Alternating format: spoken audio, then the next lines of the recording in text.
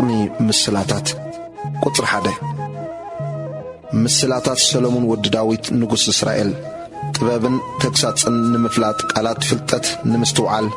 زلبم تكساتن صدقن فردن قنعنان نمقبال نتوم غرهتات سي طباب نمنسي دما فلطتن طنقاقن نمهاب ايو اتطبيب نمسالين ترغامين زربا طبيبان عميق حساباتهم كستوعل سي نزي يسمع فلطتون يوسخ اتلبام كا مخريه طري مخر من اسي قطر شوعته فرهات እግዚአብሔር ንጥበብ መጀመሪያ እዩ አያሹ ንጥበብን ትምርትን ይንዕቆ ወዴ እዝን ርእስኻ ዘውድ ጸጋ ንኽሳድካ ካስልማት ድሪእሞ ንተግሳጽ አቡኻ ስምዓዮ ንትምርት ወላዲትካ ድማ አይትሕደጎ ወዴ ሓጣን እንተሓባበሉኻ ሕራ አይትበሎም ንሳቶም እንተበሉ ምሳና ነዓ ደም ከነፍስሲ ነድቢ ነትንጹህ ብዘይ ምክንያት መጻወድያ ነጻውደሉ ጠሪሶም ናብ ጉድጓድ ከም ዝወርዱ ብህይወቶም ከሎ ከም ሲኦል ኮይና ነው ሓጦም ክቡር ገንዘብ ዘበለክን ረክብ ነባይትና በትዘመትና ያክን መልኦ ኢና እጨኻ ምሳና አውድ ናይ ኩልና ማሕፉዳ በሓደ ይኹን እንተበሉ ወዴ አጋሮም ሲ ናብ ክፉ ይጎያ ንምፍሳስ ደም ይቅልጥፋ እየን እሞ መካይዲ መገዶም አይትኹን እግርኻስ ካብ መገዶም ዳአ ከልክል ቁጥር 17 መፈንጥራብ ቅድሚ አዒንቲ ኩለን እተን አኽናፍ ዘለወን ብኾንቱ ይጻወድ ንሳቶም ግና ንበገዛ ደሞም የድቢሉ ንበገዛ ነፍሶም ከዓ ውዲት ይገብሩሉ መገዲ ነፍስ ወከፍ ንህርፋን ረብሓ እትውሃበ ከምዚ እዩ ንሳን ንነፍስ ዋና ተጥፋ ጥበብ ትዛረብ ቁጥር 20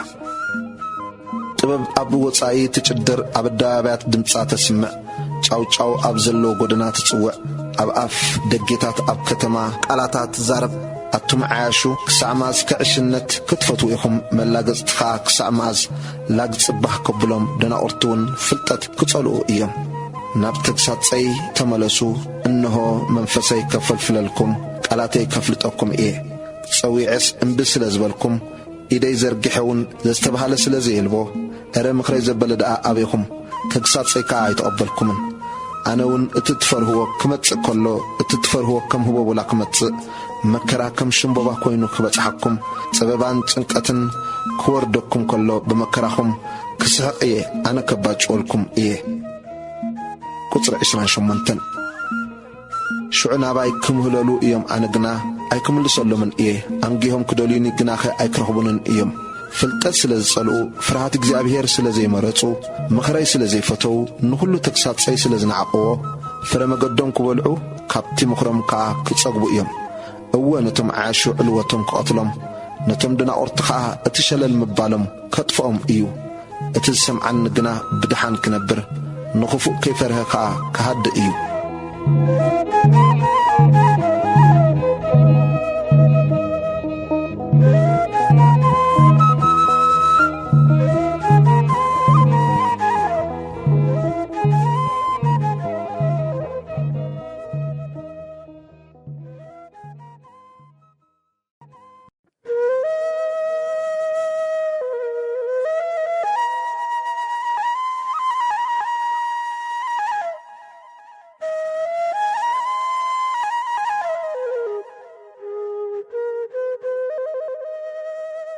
መጽሐፍ ምሳሌ ምዕራፍ 2 ጥበብ ዝህቦ ጥቅሚ ቁጥር 1-2 ወዴ እዝንኻ ናብ ጥበብ ምእንቲ ከቕልብ ልብኻውን ናብ ምስትውዓል ምእንቲ ክደንን ኢልካስ ንቃላተይ እንተ ተቐበልካዮ ንትእዛዛተይ ከዓ ምሳኻ እንተ ኣርነብካዮ እወ ንእምሮ እንተ ጸዋዕኻያ ንምስትውዓል ከዓ እንተ ኣድይኻያ ከም ንብሩር ጌርካ እንተ ደለይኻያ ከም ንሕውቡእ መዝገብ ጌርካ ከዓ ሃለው እንተ በልካያ شعون فرهات እግዚአብሔር ከተስተውዕሎ ንምፍላጥ አምላክ ክትረኽቦ ኢኻ እግዚአብሔር ጥበብ ይህብ እዩሞ ፍልጠትን ምስትውዓልን ካብ አፉ እየን ዝወፃ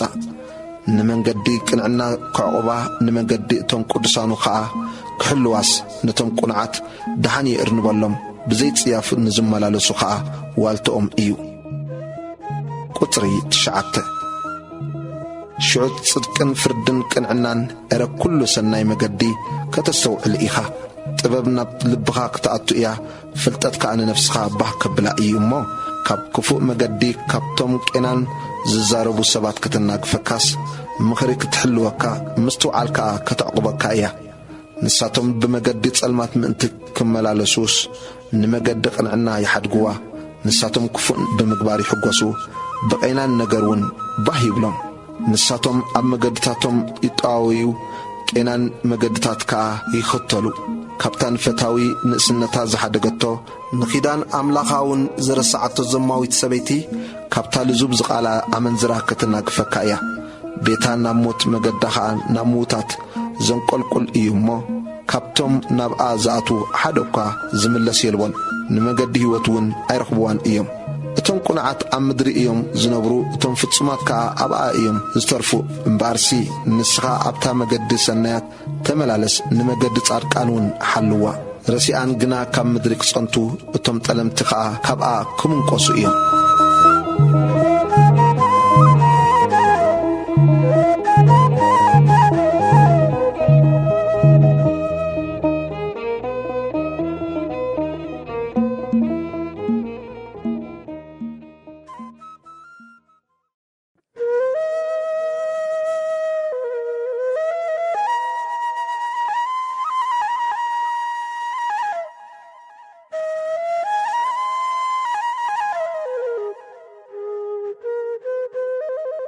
መጽሓፍ ምሳሌ ምዕራፍ 3 ሙዕዶ ንመንእሰይ ቁጽሪ 1-2 ወዴ ምንዋሕ መዓልታትን ዓመታት ሕይወትን ሰላምን ክውስኸልካ እዩ እሞ ንሕጌ ኣይትረስዓዮ ልብኻውን ንትእዛዛተይ ይሓልወን ሕያውነትን ሓቅን ካባኻ ኣይፈለያ ኣብ ክሳድካ እሰረን ኣብ ጽላት ልብኻውን ጽሓፈን ሽዑ ኣብ ቅድሚ ኣምላኽን ሰብን መጐስን ጽቡቕ ልቦናን ክትረክብ ኢኻ ብምሉእ ልብኻ ብእግዚአብሔር ተኣመን ኣብ ልቦናኻ ኣይትጸጋዕ ኣብ ኩሉ መገድኻ ንኡ ሕሰብ ንሱኻ ኣካይዳኻ ከቕንዕ እዩ ባዕለይ እፈልጥ ኣይትበል ንእግዚአብሔር ፍራሕ ካብ ክፉእ ኸዓ ርሓቕ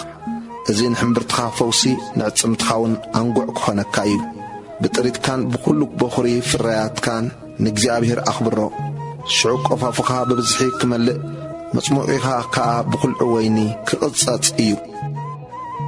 ቁጽሪ 11-12 ወደይ ከምቲ ኣቦ ንዘፍቅሮ ውሉዱ ዝቖጽዖ ከምኡ ከዓ እግዚኣብሔር ንዘፍቅሮ ይቖጽዖ እዩ እሞ ተግሳጽ እግዚኣብሔር ኣይትንዓቕ እንተቐጽዓካ ከዓ ኣይትመረር እቲ ጥበብ ዝረክብ ኣእምሮውን ዘጥሪ ሰብ ብፁዕ እዩ ከመይሲ ካብቲ ብሩር ዘጥሪ ንኣኣ ዘጥሪ ይበልጽ እቲ ብኣኣ ዝርከብ ረብሓ ከዓ ካብ ጽሩይ ወርቂ ይበልጽ እዩ ካብ ዕንቂ ትኸብር ኩሉ እቲ ሃረር እትብሎ ነገር እኳ ኣይመዓራርያን ኣብ የማና ነዊሕ ዕድመ ኣብ ጸጋማ ኸዓ ሃብትን ክብረትን ኣለዋ ጐደናኣ ጐደና ሓጐስ ብዘሎ መገዳ ኸዓ ሰላም እዩ ንዝሕዝዋስ ኦም ሕይወት እያ ኣጽኒዑ ዝሕዛ ዘበለ ኸዓ ብፁዕ እዩ እግዚኣብሔር ንምድሪ ብጥበብ ሰረታ ንሰማያት ከዓ ብምስትውዓል ኣጽንዖ ብፍልጠቱ መዓሙቕ ይኽፈት ደበናታትውን ኣውልየን ጠብጥብ ወደየ ነዚአን ካብ ዓይንኻ ኣይትፍለየን ንጥበብን ንምኽርን ተጠንቂቅካ ሓዘን ንሳተን ንነፍስኻ ሕይወት ንኽሳድካ ኸዓ ስልማት ክኾነኻ እየን ሽዑ ሓዲእኻ መገድኻ ክትከይድ እግርኻውን ኣይክትዕንቀፍን ኢኻ ቁጽሪ 24 እንተ ተገምሰስካ ኣይክትብህርርን ኢኻ በጥ ክትብል ኢኻ ድቃስካውን ክጥዕም እዩ እግዚኣብሔር እሙንትኻ ክኸውን ኣእጋርካ ከይፍንጠራ ኸዓ ክሕልወን እዩ እሞ ካብቲ ናይ ድንገት ስምባድ ካብቲ ንረሲኣን ዝመጾም ጥፍኣት ኣይትሸበር ኢድካ ክትገብረሉ ዝከኣላ እንተኾይኑስ ነቲ ዝግብኦ ሰብ ሰናይ ኣይትኽልኣዮ ዝወሃብ ከሎካስ ንብጻይካ ኪድ እሞ ተመለስ ጽባሕ ክህበካ ኣይትበሎ ንብጻይካ ኣሚኑካ ምሳኻ ክነብር ከሎ ኣይትተናኸለሉ ምስ ዘይበደለካ ሰብ ብኸምኡ ኣይትበኣስ ብገፋዒ ሰብ ኣይትቕናዕ መገዱ ዘበለ ኩሉ ኣይትምረጽ እግዚኣብሔር ነቲ ቄናን ይፍንፍኖ ምስጢሩ ግና ምስቶም ቁንዓት እዩ መርገም እግዚኣብሔር ኣብ ቤት ረሲ እዩ ንማሕደር ጻድቃን ግና ይባርኾ ንሱ ንመላገጽቲ የላግጸሎም ንትሑታት ግና ጸጋ ይህቦም ጠቢባን ክብሪ ክወርሱ እዮም ዓያሹ ግና ልዕልናኦም ውርደት እዩ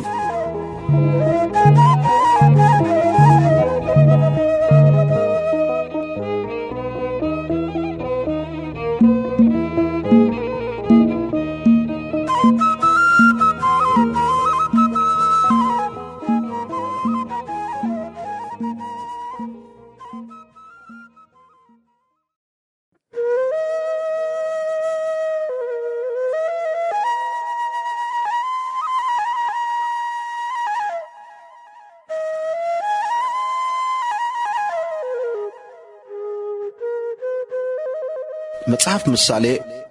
ምዕራፍ 4 ጥበብ ዝህቦ ረብሓ ቁጥሪ 1 ኣቱም ቆልዑ ተግሳጽ ወላዲ ስምዑ ልቦና ክትፈልጡኻ ኣቕልቡ ጽቡቕ ትምህርቲ እህበኩም ኣለኹሞ ንሕገይ ኣይትሕደግዎ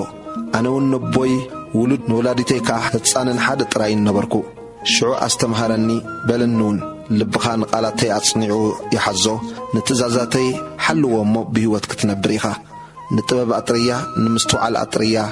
ንቓል ኣፈይ ኣይትረሳዓዮ ካብኡ እውን ኣይትዘንብል ኣይትሕደጋ ንሳኻ ክትሕልወካ ኣፍቅራ ንሳውን ከተዕቑበካ እያ ጥበብ ኣውራ ነገር እያ እሞ ንጥበብ ኣጥርያ እወ ብኹሉ ጥሪትካ ንምስትውዓል ኣጥርያ ልዕል ኣብላ ንሳውን ክብ ከተብለካ እያ እንተ ሓቒፍካያ ከተኽብረካ እያ ኣብ ርእስኻ ዘውዲ ጸጋ ክትደፍኣልካ ዝጸበቐ ኣኽሊል ከዓ ክትህበካ እያ ቁጽሪ 10 ወደየ ስማዕ ቃለይ ድማ ተቐበል ዓመታት ዕድሜኻውን ክበዝሕ እዩ ብጐደና ጥበብ መሃርኩኻ ብመገዲ ቅንዕና መራሕኩኻ ክትከይድ ከሉኻ ስጉምትኻ ኣይክሓጽርን እንተ ጐየኻውን ኣይክትዕንቀፍን ኢኻ ሕይወትካ እያ ሞት ንተግሳጽ ሓዛ ኣይትሕደጋ ሓልዋውን ናብ መገዲ ረሲኣን ኣይትእቶ ብጐደና እቶም እኩያትካ ኣይትኺድ ካብኣ ርሓቕ ብኣኣ ኣይትሕለፍ ኣግልሰላ ክንየዋኪድ እንጊራ ረሲእነት ይበልዑ ወይኒ ዓመፃ ድማ ይሰትዩ እከይ ከይገበሩ ካ ኣይድቅሱን እዮም እሞ ገለ እንተ ዘየውደቑስ ድቃስ ካብኦም ይበርር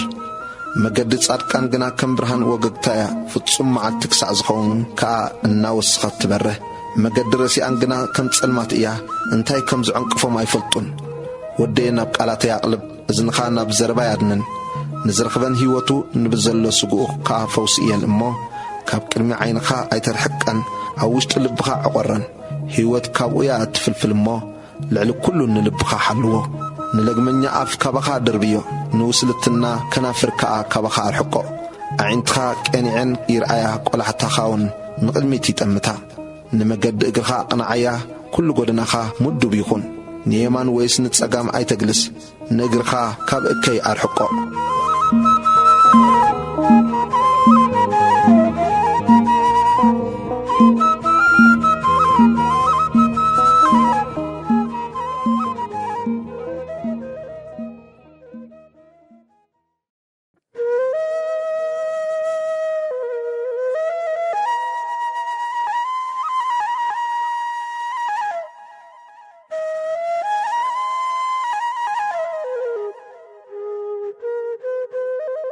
መጽሐፍ ምሳሌ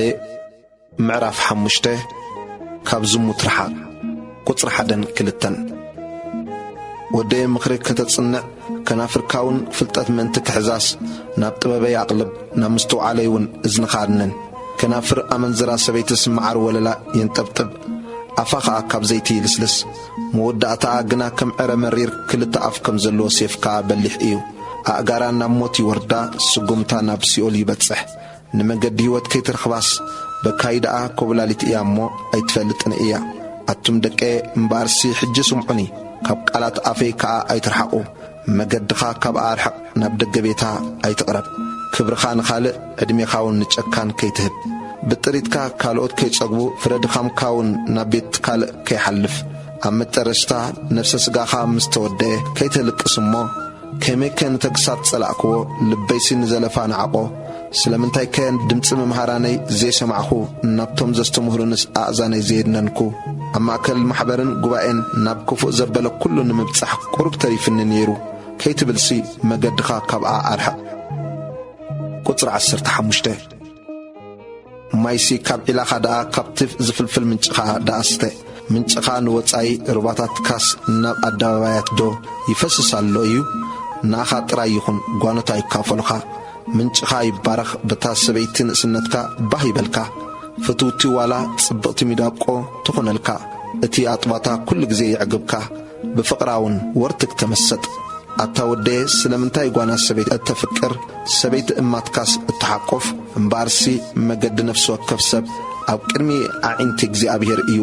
ነካይዱ እውን ንሱ ይምልከቶ ቁጽሪ 22 እቲ ረሲእ ብኣበስኡ ይሕንኰል በግማድ ሓጢኣቱ ኸዓ ይእሰር ንሱ ሰኣን ተግሳጽ ይመውት በቲ ዓብዪ ድንቁርናኡ ኸዓ ይጋገ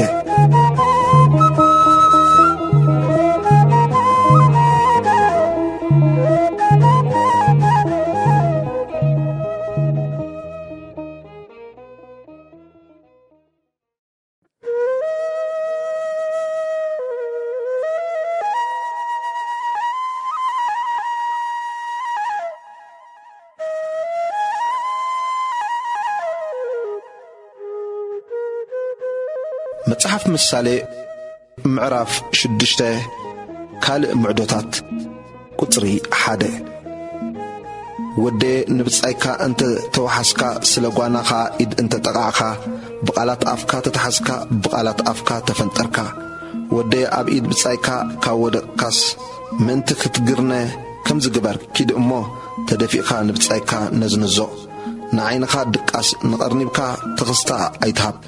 ከምቲ ሚዳብ ካብ ኢድ ሃዳኒ ዕፉውን ካብ ኢድ ኣፈንጣሪ ዘምልጣ ንርእስኻ ኣድሕን ኣተሃካይ ናብ ጻጸኪድ መገዱ ተመልከት እሞ ጠቢብኩን ወይ ሓለቓ ወይ ኣዛዚ ወይ ገዛኢ የብሉን ግናኸ ቀለቡ ብሓጋይ የዳሉ ምግቡ ድማ ብቐውዒ ይእክብ ኣተሃካይ ክሳዕ ማእዚኻ በጥ እትብል ማዝከ ኢኻ ካብ ድቃስካ እትትንስእ ሓንሳእ ምድቃስ ሓንሳኻ ምትኻስ ሓንሳእ ምእንቲ ክትዓርፉን ኣዳውካ ምምስቓል ድሕርዚ ከዓ ድኽነትካ ከም ፈጣን መንገደኛ ስእነትካ ድማ ከም ኣጽዋር እተዓጥቀ ሰብኣይ ይመጸካ ቁጽሪ 12 ሕሱም ሰብ ዓመፀኛ ሰብ ብወስላታ ኣፍ ይመላለስ ብዓይኒ ይጠቅስ ብእግሩ ይዛረብ በጻብዑ የመልክት ተንኰል ኣብ ልቡ እዩ ኩሉ ጊዜ እከይ ይፍሕስ ባእሲ ድማ ይዘርእ ስለዚ ጥፍኣቱ ብድንገት ይመጽእ ብቕጽበት ዓይኒ ይጭፍለቕ ፈውሱን ከቶ የብሉን እግዚአብሔር ዝጸልአን 6 ነገር እየን እረ ነፍሱ እምብዛ እትፍንፍነንሲ 7 እየን ትዕቢተኛ ዓይኒ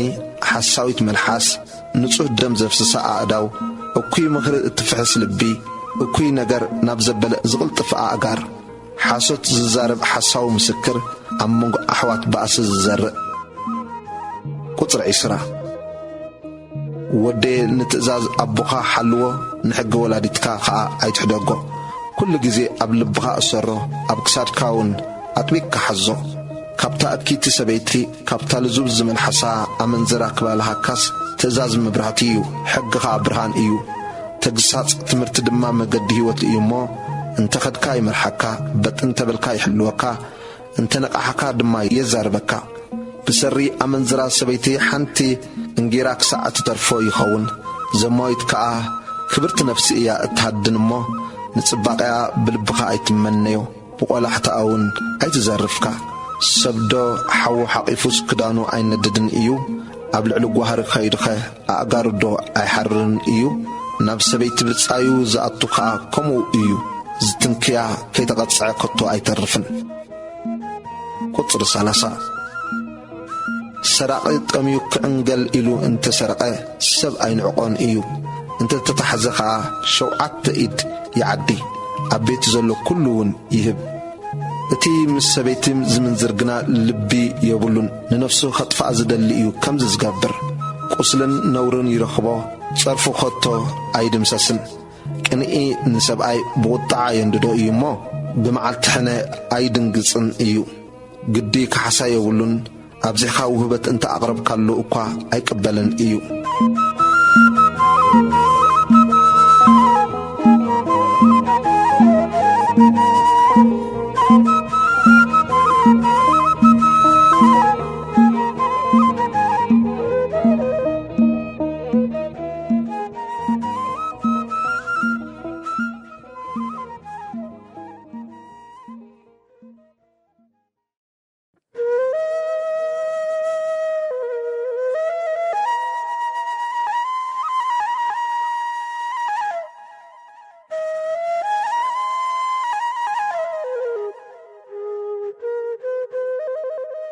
መጽሐፍ ምሳሌ ምዕራፍ 7 ቁጽሪ 1 ወደ ንቃላተይ ሓልዎ ንትእዛዛተይውን ኣባኻ ዕቖሮ ንትእዛዛተይ ሓልዎ እሞ ብሕይወት ክትነብር ኢኻ ንሕገይውን ከም መርዓት ዓይንኻ ሓልዎ ናብ ኣጻብዕኻ እሰሮ ኣብ ሰሌዳ ልብኻውን ጽሓፎ ካብ ሰበይቲ እማትካ ካብታ ልዙብ ቃላት እትዛረብ ጓና ሰበይቲ ምእንቲ ክባልሃካስ ንጥበብ ሓብተይ ይኽበላ ንእምሮ ኸዓ ኣማኒተይ ኢልካ ስመያ። ኣመንዝራ ሰበይቲ ቁጽሪ 6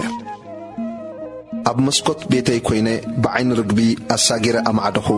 ኣብ ማእከል እቶም ዓያሹ ተመልከትኩ እሞ ኣብ ማእከል እቶም መንእሰይ ልቢ ዘይብሉ ጎበዝ ርኢኹ። ንሱ በደባባይ ኣብ ጥቓ ቀራና መገዲ ሓሊፉ ናብ ቤታ እትወስድ መገዲ ኣበለ። ምድሪ መስዩ ጽልግልግታ ኮይኑ ጸሊም ለይቲ ድቕድቕ ጸልማት ነበረ። እነሆ ኸዓ ሰበይቲ ክትቅበሎ ወጸት። ክዳን ምንዝርና እተኸድነት ልባ ተንኰለኛ ንሳ ህውከተኛን ቀላልን እያ። ኣእጋራ ኣብ ቤታ ኣይዓርፋን። ሓንሳ ኣብ ኣደባባይ፣ ሓንሳ ኣብ ዕዳጋ፣ ሓንሳ ኸዓ ኣብ ቀራና መገዲ ኣድብያ ትጸንሕ። ሓዘቶ ሰዓመቶውን ዓይኒ ዓይኑ እናጠመተት ከኣ በለቶ መስዋዕቲ ምስጋና ከቕርብ ተመባጺዐ ነይረ እየ እሞ ሎሚ መብጽዓ ይፈጸምኩ። ስለዚ ኸዓ ክቕበለካን ገጽካ ክደልን መጻኹ እሞ ረኸብኩኻ። ኣብ ልዕሊ ዓራተይ ፍራሽ ብፈትሊ ግብፂ እተጠልፈ ዝንጉርጉር ምንጻፍ ኣንጺፈሉ ኣለኹ። ነቲ ምድቃሰይ ከርበ ዓልወ ቐርፋ ነጺገሉ ኣለኹ።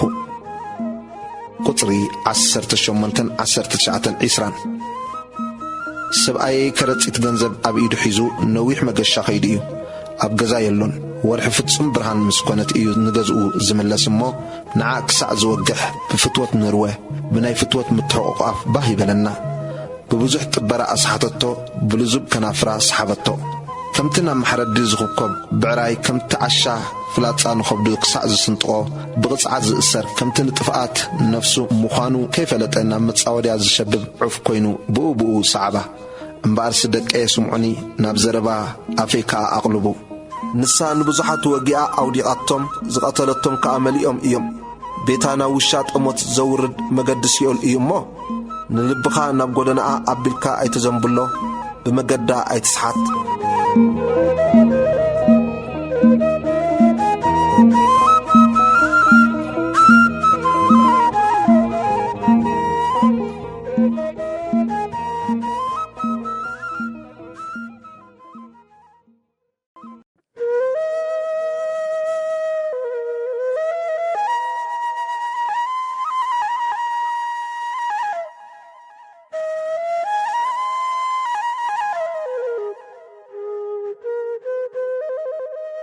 መጽሓፍ ምሳሌ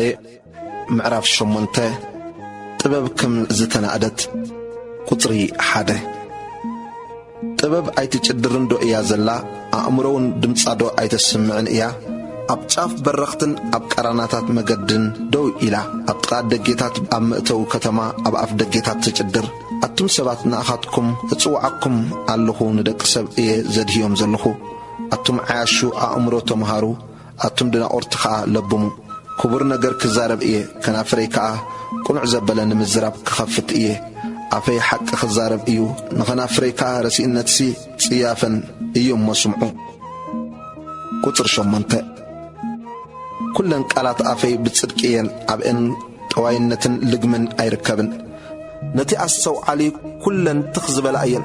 ነቶም ፍልጠት ዝረኸቡ ከኣ ቁኑዓት እየን። ጥበብ ካብ ኣዕናቕ ትበልጽ እያ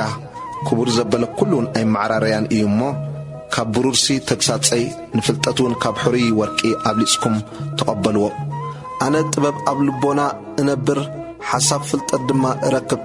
ንእግዚአብሔር ምፍራሕ ንኽፍኣት ምጽላእ እዩ። ኣነውን ትዕቢትን ትምክሕትን ክፉእ ኣካይዳን ቄናን ኣፍን እጸልእ እየ።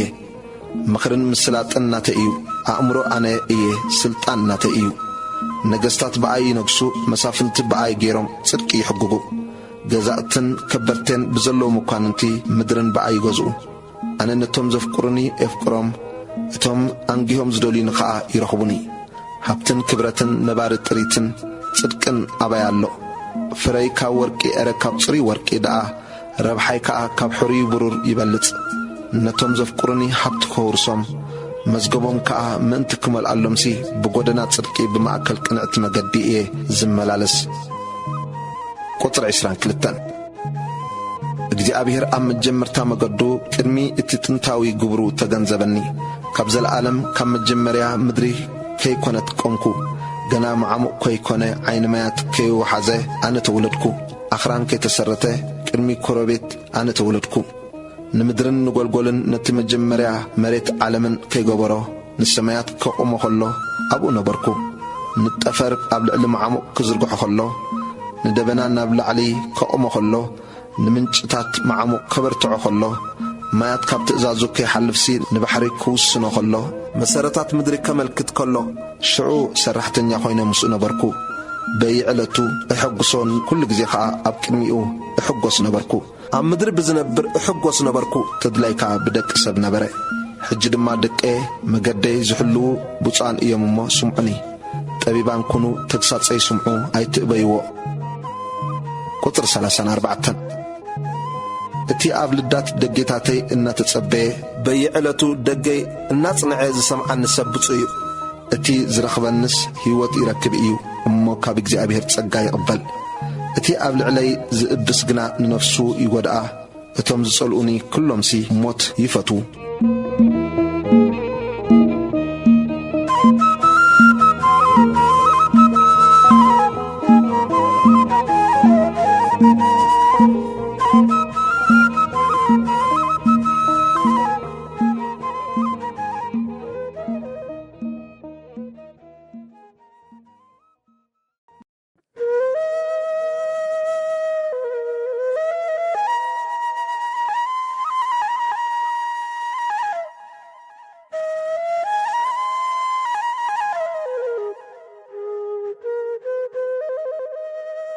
መጽሓፍ ምሳሌ ምዕራፍ 9 ጥበብን ዕሽነትን ቁጥሪ 1 ጥበብ ቤታ ሃነጸት 7 ኣዑንዳ ጸረበት ሰባብሕታ ሓረደት ወይና ዘለለት ማዕዳውን ኣሰናደወት ኣግራዳ ለኣኸት ኣብታ ኣዝዩ ዝበረኸ ስፍራ ከተማ ኾይና ትጽውዓላ ዘይለበመ እንተሎ ናብዚ ይምጻእ ነቶም ኣእምሮ ዘይብሎም እውን ከምዚ ትብሎም ኣላ ንዑ እንጌራ ይብልዑ ዝዘለልክዎ ወይነይ ስተዩ ብሕይወት ክትነብሩስ ዕሽነት ሕደጉ ብመገዲ ምስትውዓል ከዓ ተመላለሱ ንመላገጺ ዝምዕድ ንርእሱ ጸርፊ ይቕበል ንረሲእ ዝግስጽ ከዓ ነውሪ ይመጾ ምንቲ ከይጸላእካስ ንመላገጺ ኣይትገስጾ ንጠቢብ ገስጾ እሞ ከፍቅረካ እዩ ንጠቢብ ትምህርቲ ሃቦ እሞ ወሲኹ ክጠብብ ንጻድቕ መሃሮ እሞ ፍልጠት ክውስኽ እዩ ቁጥሪ 10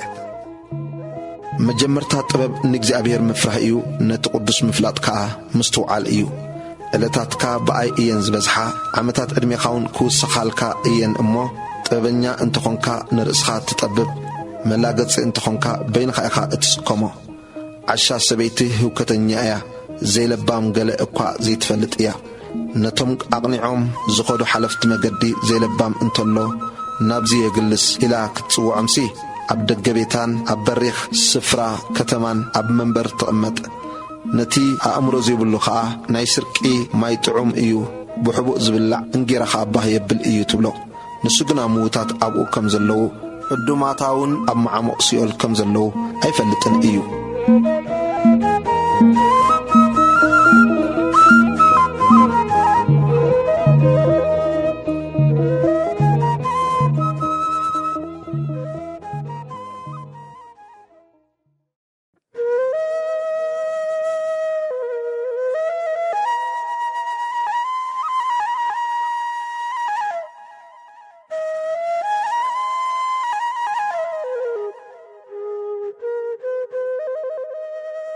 መጽሓፍ ምሳሌ ምዕራፍ 10 ምስላታት ሰሎሞን ቁጥሪ 1 ምስላታት ሰሎሞን ጥበበኛ ወዲ ነብኡ ይሕጉስ ዓሻ ወዲ ግና መጉሃይ ኣዲኡ እዩ መዝገብ ረሲእነት ገለ እኳ ኣይጠቅምን ጽድቂ ግና ካብ ሞት የናግፍ እግዚአብሔር ንነፍሲ ጻድቕ ክትጠሚ ኣይሓድጋን ንህርፋን ረሲኣን ግና የንኰላልፎ ብህኪቲ ኢድ ዝዓይ ኢደኪ ኢድ ትጓሃት ግና ትህብትም እቲ ብሓጋይ ዝእክብ ጥበበኛ ወዲ እዩ እቲ ብቐውዒ ዝድቅስ ግና ዝሕስር ወዲ እዩ በረኸት ኣብ ልዕሊ ርእሲ ጻድቕ እዩ ኣፍ ረሲኣን ግና ዓመፅ ይኽውል መዘከርታ ጻድቕ ንበረኸት እዩ ስም ረሲኣን ግና ይምሽምሽ ጠቢብ ዝልቡ ትእዛዛት ይቕበል ዓሻ ዝኸናፍሩ ግና ይወድቕ ብንጽህና ዝመላለስ ሃድዩ ይኸይድ ብጥውጥዋይ መገዲ ዝኸይድ ግና ይቕላዕ ብዓይኑ ዝጠቅስ መከራ የምጽእ ዓሻ ዝኸናፍሩ ግና ይወድቕ أف صادق نهيوت فالفالي إيو أفرسيان قنا عمت يخول صلئي قيوقع يلعل فقرقنا نقول أبسات تخولو أب كنافر لبام سب طبب تركب بتري قنا نزبان اتلبي زيبولو إيو قطر 14 طبيبان سي فلطات يرنبو أف عشا قنا نبطفات قربا إيو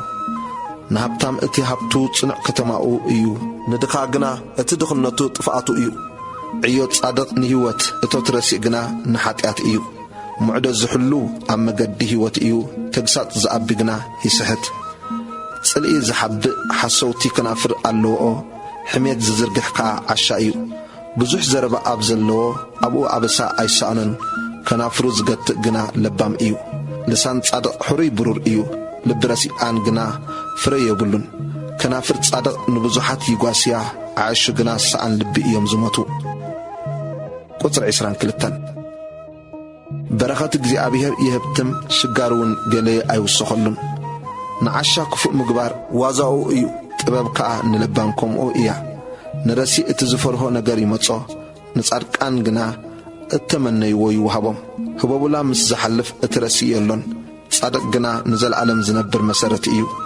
كم متسيس نسني كم تكخا نعيني حكاين نلاقتكم أو إيو نجزي أبيهر مفرح أدمى ينوح عمتات رسي قنا كحات رأيين تثبيت صادقان دستايو تسفارسي آن قنا كتف إيا مقد جزي أبيهر ننصوه انباو نقبرت كي قنا طفاتهم إيا صادق كتو أين ناوتسن رسي آن قنا أبتا هقر أين برون إيوم أف صادق طبب يوت لقمنيا لسان قنا تقرط كنافر صادقان نتزحقوس يفلتاو أفرسي آن قنا لقمنيا إيو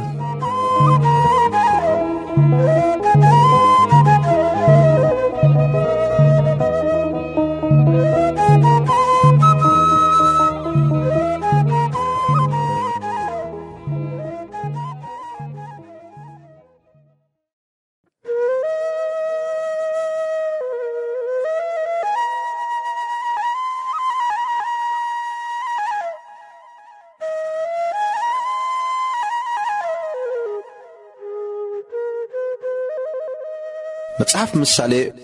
معرف 11 قطري 1 حساوي ميزان أبقمي غزي أبيهر فنفن إيو قنع ميزان قنا باهي بلو تعبيت انت متصي وردت كا يمتصي طبب قنا مستوم تحطات إيا نتوم قنعات نصهنهم يمرحهم نتوم تلمت قنا لقمهم يدفهم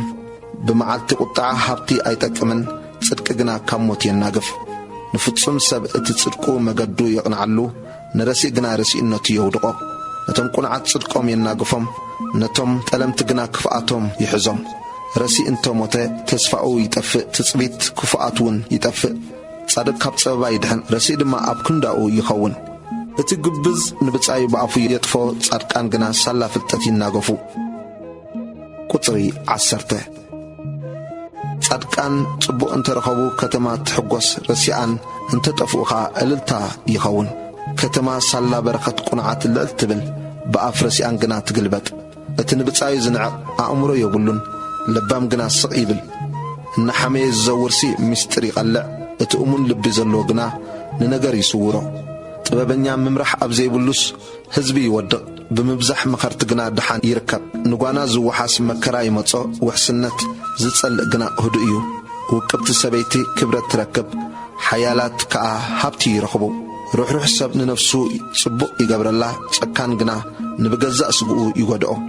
رسي زتاللو اتوتي اتو صدقي ززر قنا ونتنيا وريتا اللو صدقي ناب هيوتي مرح نقفو زصعب قنا موت يدالو قطر 10 اتم طواي زلبهم اب اغزابير فنفنات ايوم اتم بمقدم فتصمات قنا يحقسوه إدن إد اتحسم كي تغطعي ايترفن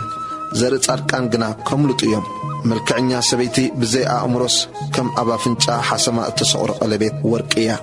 دليت صادقان سناي ترأيو تثبيت رسي أنقنا معات إيو قال يبتن وما يوسخلو قال خا بزي قباء يغطب أزيخ أين الدي لقاس نفسي أزيات تسقب اتزاروي كأن رؤسي يروي نتي أخلو زعقر سب هزبي يرقمو برخت قنا عبرس اتأخلو زشيت يعسل سناي زدلي مغوسي دلي اكاي زدل قنا كموصي بهابتو زئمن يودق صادقان غنا كم قصلي يلملمو اتن بيتو زغلابتسي نفاس يورس عشخان نتي طببنيا زلبو بارياو يخون فرد صادق ام هيوت ايو طببنيا نفسات يربح انه اتصادق سي يدو ام مدري يفده اترسين حاتن دا كندي زغدده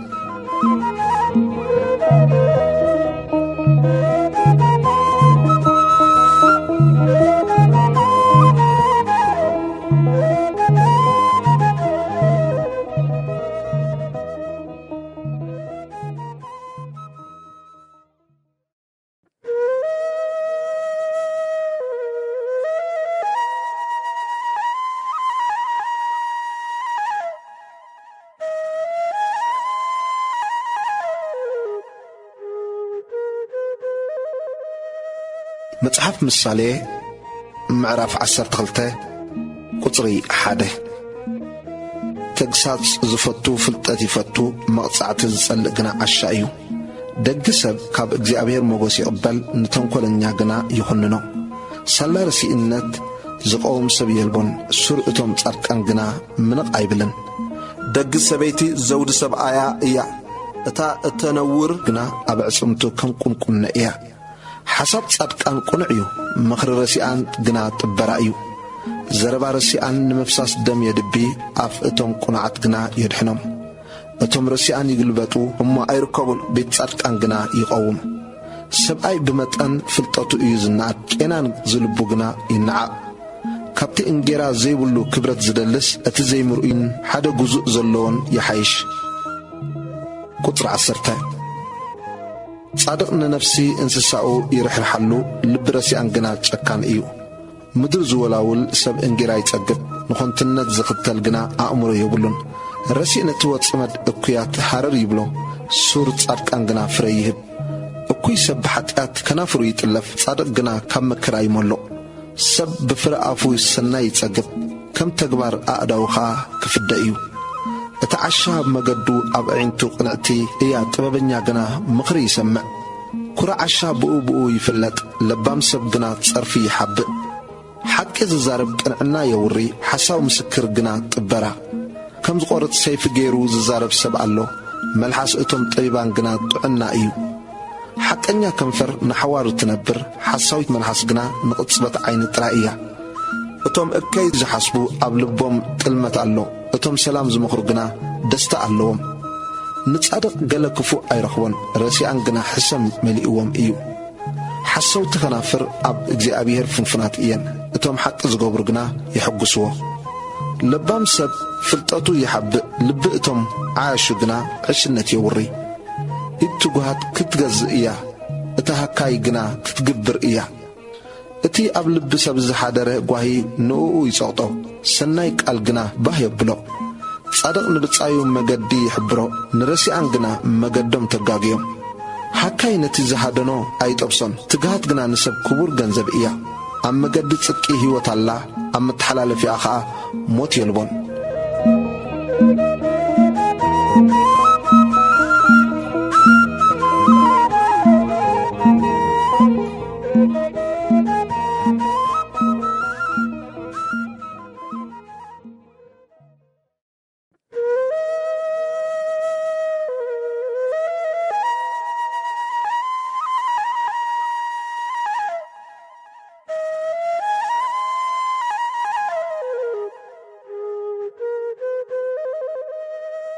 مصحف ምሳሌ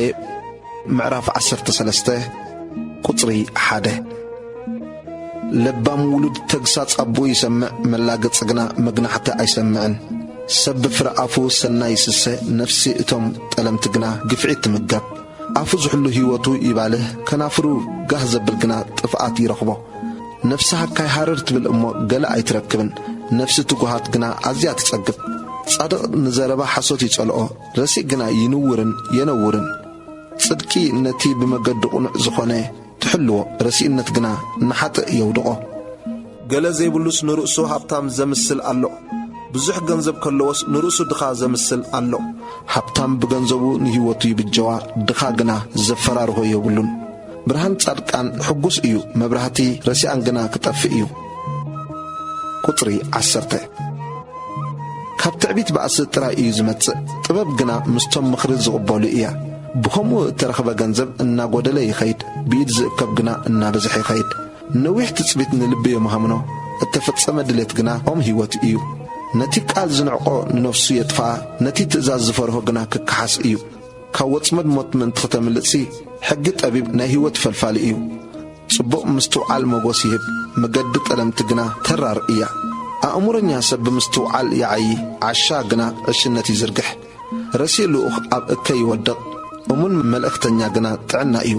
ነቲ ተግሳጽ ዘይቅበል ሰብ ድኽነትን ነውርን ይጸንሖ መግናሕቲ ዝቕበል ግና ይኸብር እተፈጸመ ድሌት ንነፍሲ ጥዑም እዩ ዓያሹ ግና ካብ እከይ ምርሓቕ ጽያፎም እዩ ምስ ጠቢባን ዝመላለስ ጠቢብ ይኸውን ምስ ዓያሹ ዝመሓዞ ግና ሕሱም ይኸውን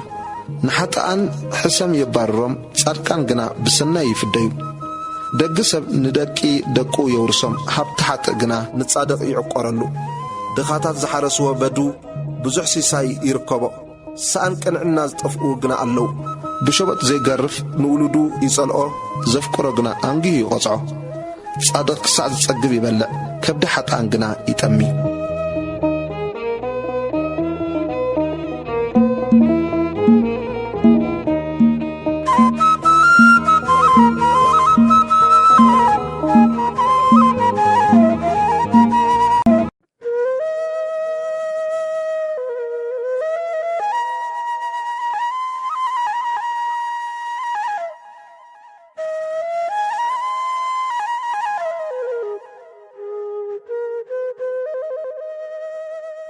መጽሓፍ ምሳሌ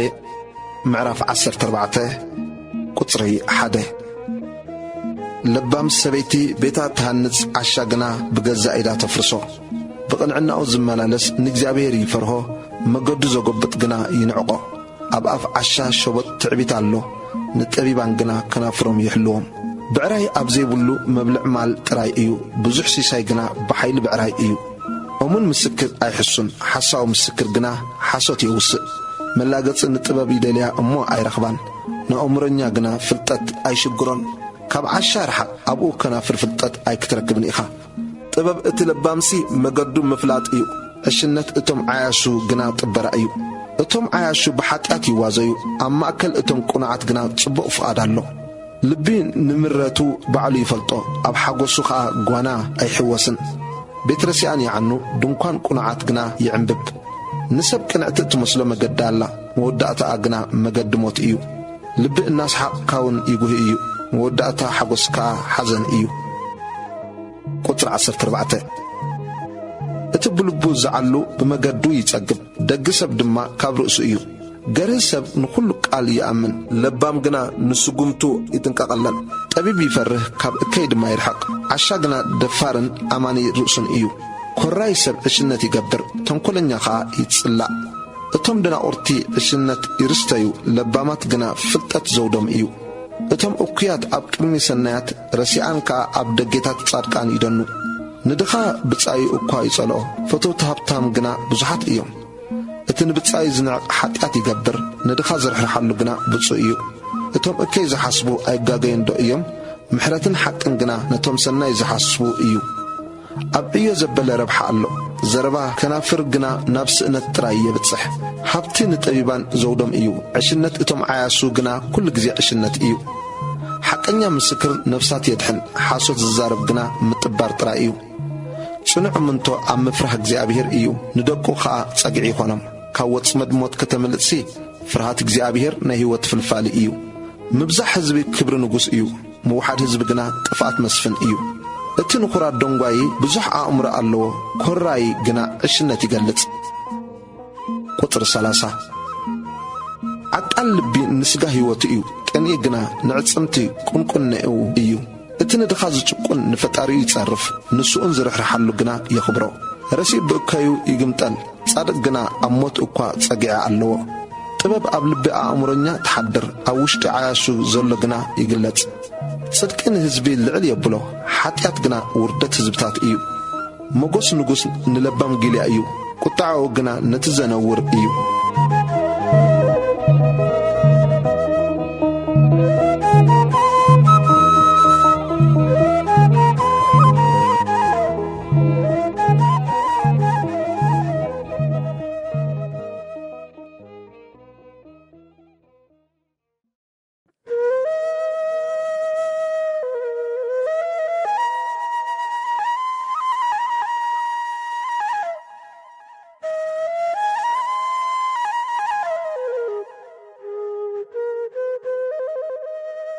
መጽሐፍ ምሳሌ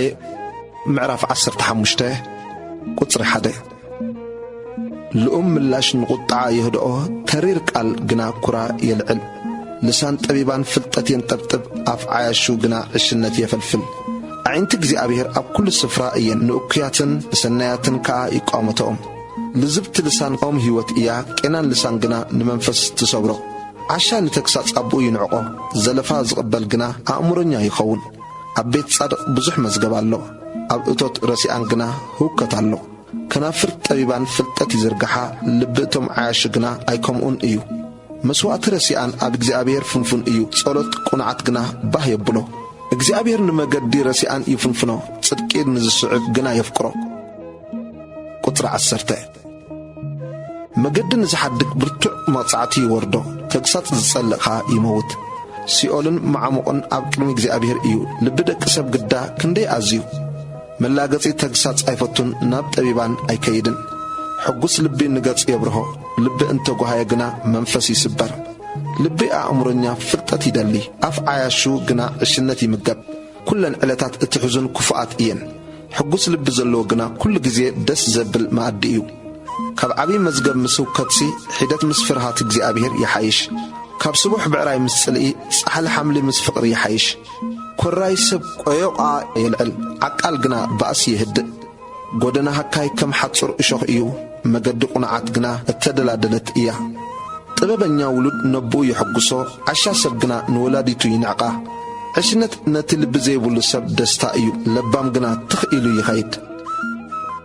ቁጽሪ 22 ኣብቲ ምኽሪ ዘይብሉ ህቃኔታት ኮንቲ ይኸውን ኣብቲ ምኽርቲ ዝበዝሕዎ ግና ይጸንዕ ሰብ ብምላሽ አፉ ይሕጐስ እወ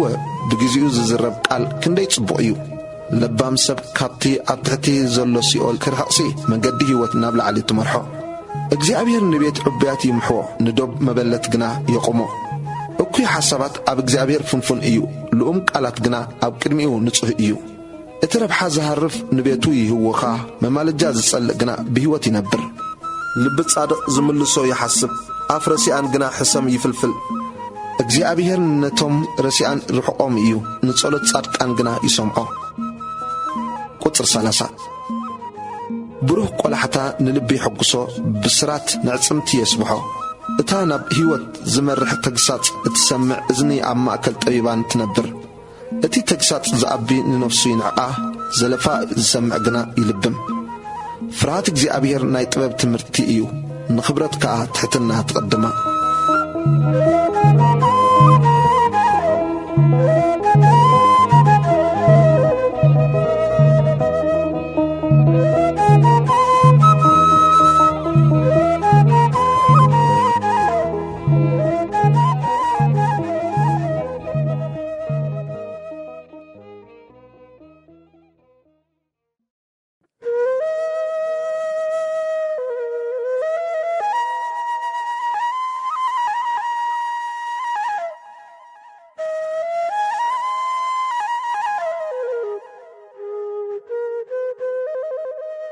መጽሐፍ ምሳሌ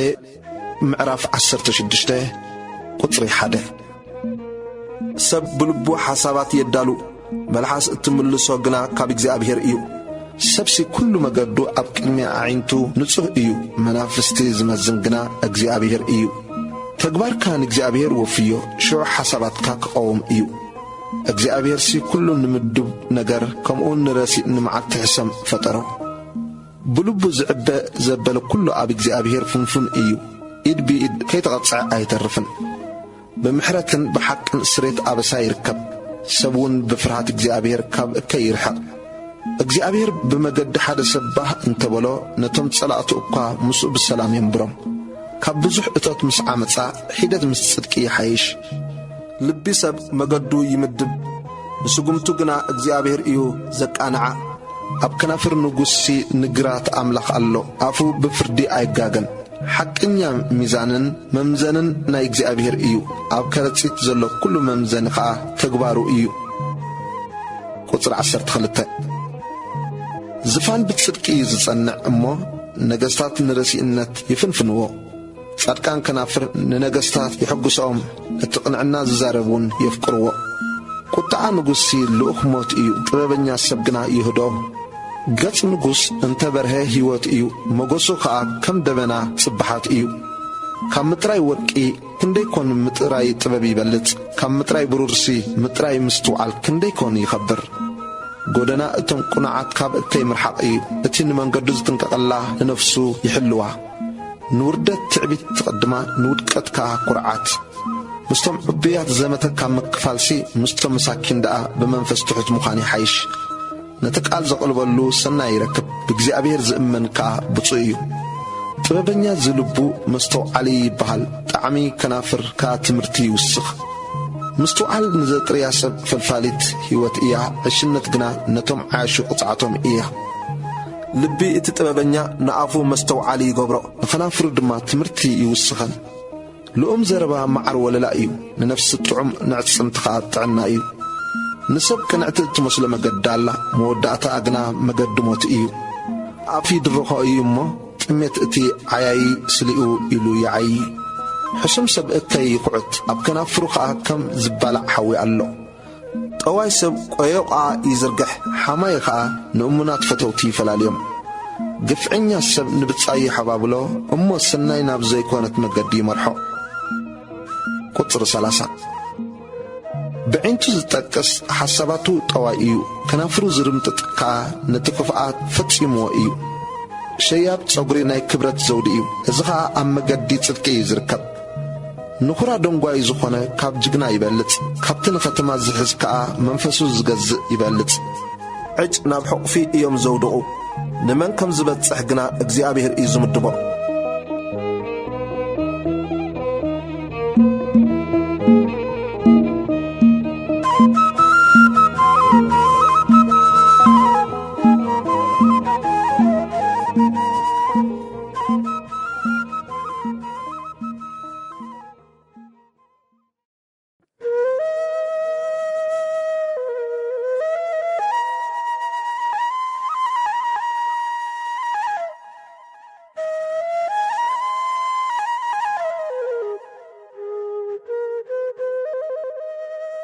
መጽሐፍ ምሳሌ ምዕራፍ 17 ቁጽሪ 1 ካብ ሕሩድ ዝመልኦ ቤት ምስ ቆዮቓስ ንቕጽቲ ቁራስ ምስድ ኣትበልጽ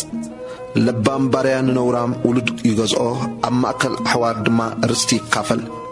መምከኺ ንብሩር እቶን ከዓ ንወርቂ እዩ ንልቢ ዝፍትኖ ግና እግዚኣብሔር እዩ እኩይ ሰብ ንበደለኛ ከንፈር ጽን ይብሎ ሓሳቡ ድማ ነታእኪት መልሓስ ይሰምዓ ንድኻ ዘባጩ ንፈጣሪኡ ይጸርፍ ብጉድኣት ዝሕጐስ ከዓ ከይተቐጽዓ ኣይተርፍን ንኣረገውቲ እቶም ደቂ ደቆም ዘውዶም እዮም ንቖልዑ ከዓ ኣቦታቶም ክብረቶም እዮም ንዓሻስ ዓብይ ዘረባ ኣይመጠኑን ንመስፍን ደኣ ግዳ ሓሰውቲ ኸናፍር ከመይ ኢለን መማለጃ ነቲ እተቐበሎ ከም ክቡር ዕንቂ እዩ ኣብ ዝኸደ እንተኸደ ይሰልጦ ፍቕሪ ዝደሊ ንበደል ይኽውሎ ናብ ነገር ዝምለስ ግና ንእሙናት ፈተውቲ ይፈላልዮም ካብ ሚእቲ ግርፋት ንዓሻስ ተግሳጽ ንለባሚ ኣዕሚቑ ይኣትዎ ቁጽሪ 11 እኩይ ሰብ ዕልወት ጥራይ ይደሊ ስለዚ ጨካን መልእኽተኛ ይሰድሉ ዓሻ ብዕሽነቱ ካብ ዘጓንፈካስ ኮራኹራ ዘሕደግዋ ድቢ ከተጓንፈካ ይሓይሽ ኣብ ክንዲ ሰናይሲ እከይ ዝፈዲ መከራ ካብ ቤቱ ኣይርሕቕን ምጅማር ቆየቓ ከም ምኽፋት መገዲ ውሒዝ እዩ ስለዚ ናብ ምሕርቃም ስኒ ከይበጽሐ ካብ ቆየቓ ረሓቕ እቲ ንዓማጺ ነጻ ዘውፅኦን ንጻድቕ ዝኹንኖን ክልቲኦም ኣብ እግዚኣብሔር ፍንፉናት እዮም ዓሻስ ልቢ የብሉን እዩ እሞ ጥበብ ክገዝእሲ እቲ ኣብ ኢዱ ዘሎ ዋጋ ንምንታይ ይጠቅም ፈታዊ ንኹሉ ጊዜ የፍቅር ሓዊ ድማ ንጸገማ ይውለድ ልቢ ዘይብሉ ሰብ ኣገን ይጠቅዕ ኣብ ቅድሚ ብጻይኻ ይወሓስ ባእሱ ዝፈቱ ሓጢኣት ይፈቱ ንደጊኡ ዘንውሕ መፍራስ ይደሊ ጠዋይ ልቢ ዘሎ ሰናይ ኣይረክበን ወስላታ ዝልሳኑ ከዓ ኣብ መከራ ይወድቕ ዓሻ ዝወለደ ብኡሁ ይጉሂ ኣቦ ዓሻውን ከቶ ኣይሕጐስን ሕጉስ ልቢ ጽቡቕ መድኃኒት እዩ ስቡር መንፈስ ግና ንዕጽምቲ የንቅጾ ረሲእ መገዲ ፍትሒ ንምጥዋይ መማለጃ ካብ ሕቑፊ ይወስድ ለባም ሰብሲ ጥበብ ኣብ ቅድሚዮ ኣላ ዓይንቲ ዓሻ ግና ክሳዕ ወሰን ምድሪ እየን ቁጽሪ 25 ዓሻ ውሉድ ነብኡ ጓሂ እዩ ንወላዲቱ ኸዓ ምረት እዩ ንጻድቕ መቕጻዕ ንኽቡራት ስለቕንዕኖም ምውቃዕ ሰናይ ኣይኮነን። እቲ ፍልጠት ዘለዎስ ቃላቱ ይቝጥብ፣ ህዱእ መንፈስ ዘለዎ ልባም እዩ። ዓሻ እኳ ስቕ እንተበለስ ጥበበኛ መሲሉ ይርአ፣ ከናፍሩ ዝዓጹ ኣእምሮኛ ይበሃል።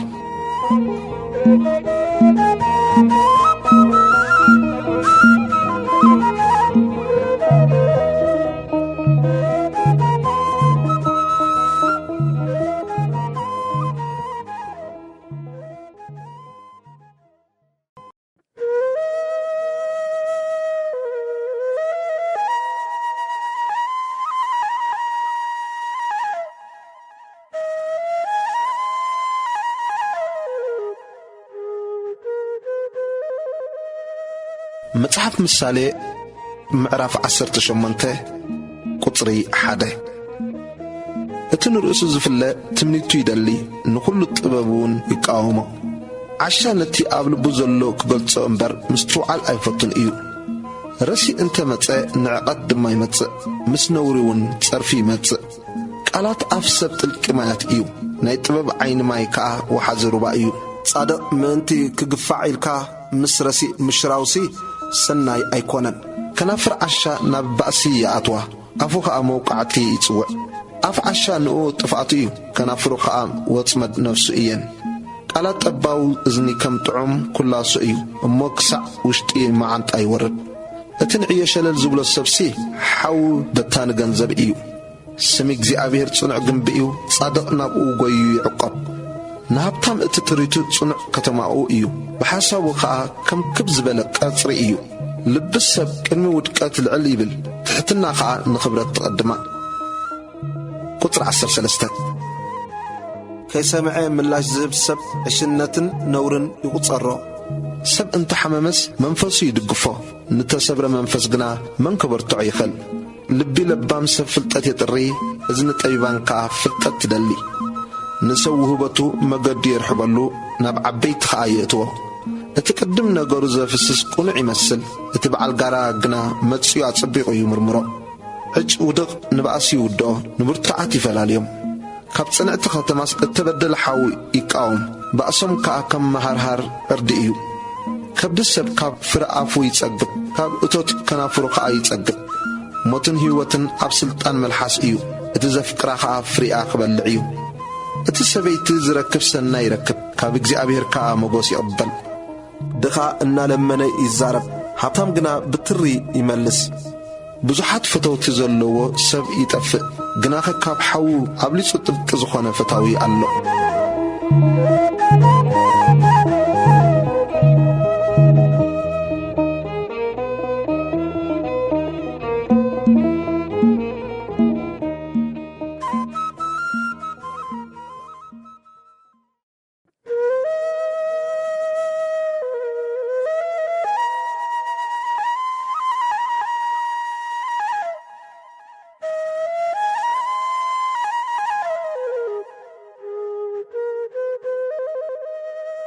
መጽሓፍ ምሳሌ ምዕራፍ 19 ቁጽሪ 1 ካብቲ ቄናን ከናፍር ዘሎ ዓሻስ ብንጽህና ዝመላለስ ድኻ ይሓይሽ። ነፍሲ ብዘይፍልጠት ምዃና ጽቡቕ ኣይኮነን፣ ቁልጡፍ እግርኻ ይስሕት። ሰብ ብዕሽነቱ መገዱ ይገላብጥ፣ ልቡ ግና ኣብ እግዚኣብሔር እዩ ዘንጸርጽር። ሃብትስ ብዙሓት ፈተውቲ ይውስኽ፣ ንድኻ ግና ፈታዊኡ እኳ ይሓድጎ። ሓሳዊ ምስክር ከይተቐጽዐ ኣይተርፍን፣ እቲ ሓሶት ዘውስኽ ኸኣ ኣየምልጥን። ንከበርቴ ብዙሓት የቀባጥሩሉ፣ ነቲ ዓዳሊ ውህበታት ድማ ኩሎም ፈተውቱ እዮም። ንድኻ ኩሎም ኣሕዋቱ ይጸልእዎ፣ ምናዳ እኳ ፈተውቱ ካብኡ ይርሕቑ። ብቓላት ይስዕቦም ግናኸ የለውን። ልቦና ዘጥርን ነፍሱ የፍቅራ፣ ንምስትውዓል ዘድህበሉ ሰናይ ይረክብ። ሓሳዊ ምስክር ከይተቐጽዐ ኣይተርፍን፣ ሓሶት ዘውስኽ ኸኣ ይጠፍእ።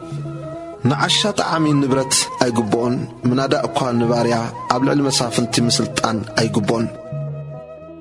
ቁጽሪ 11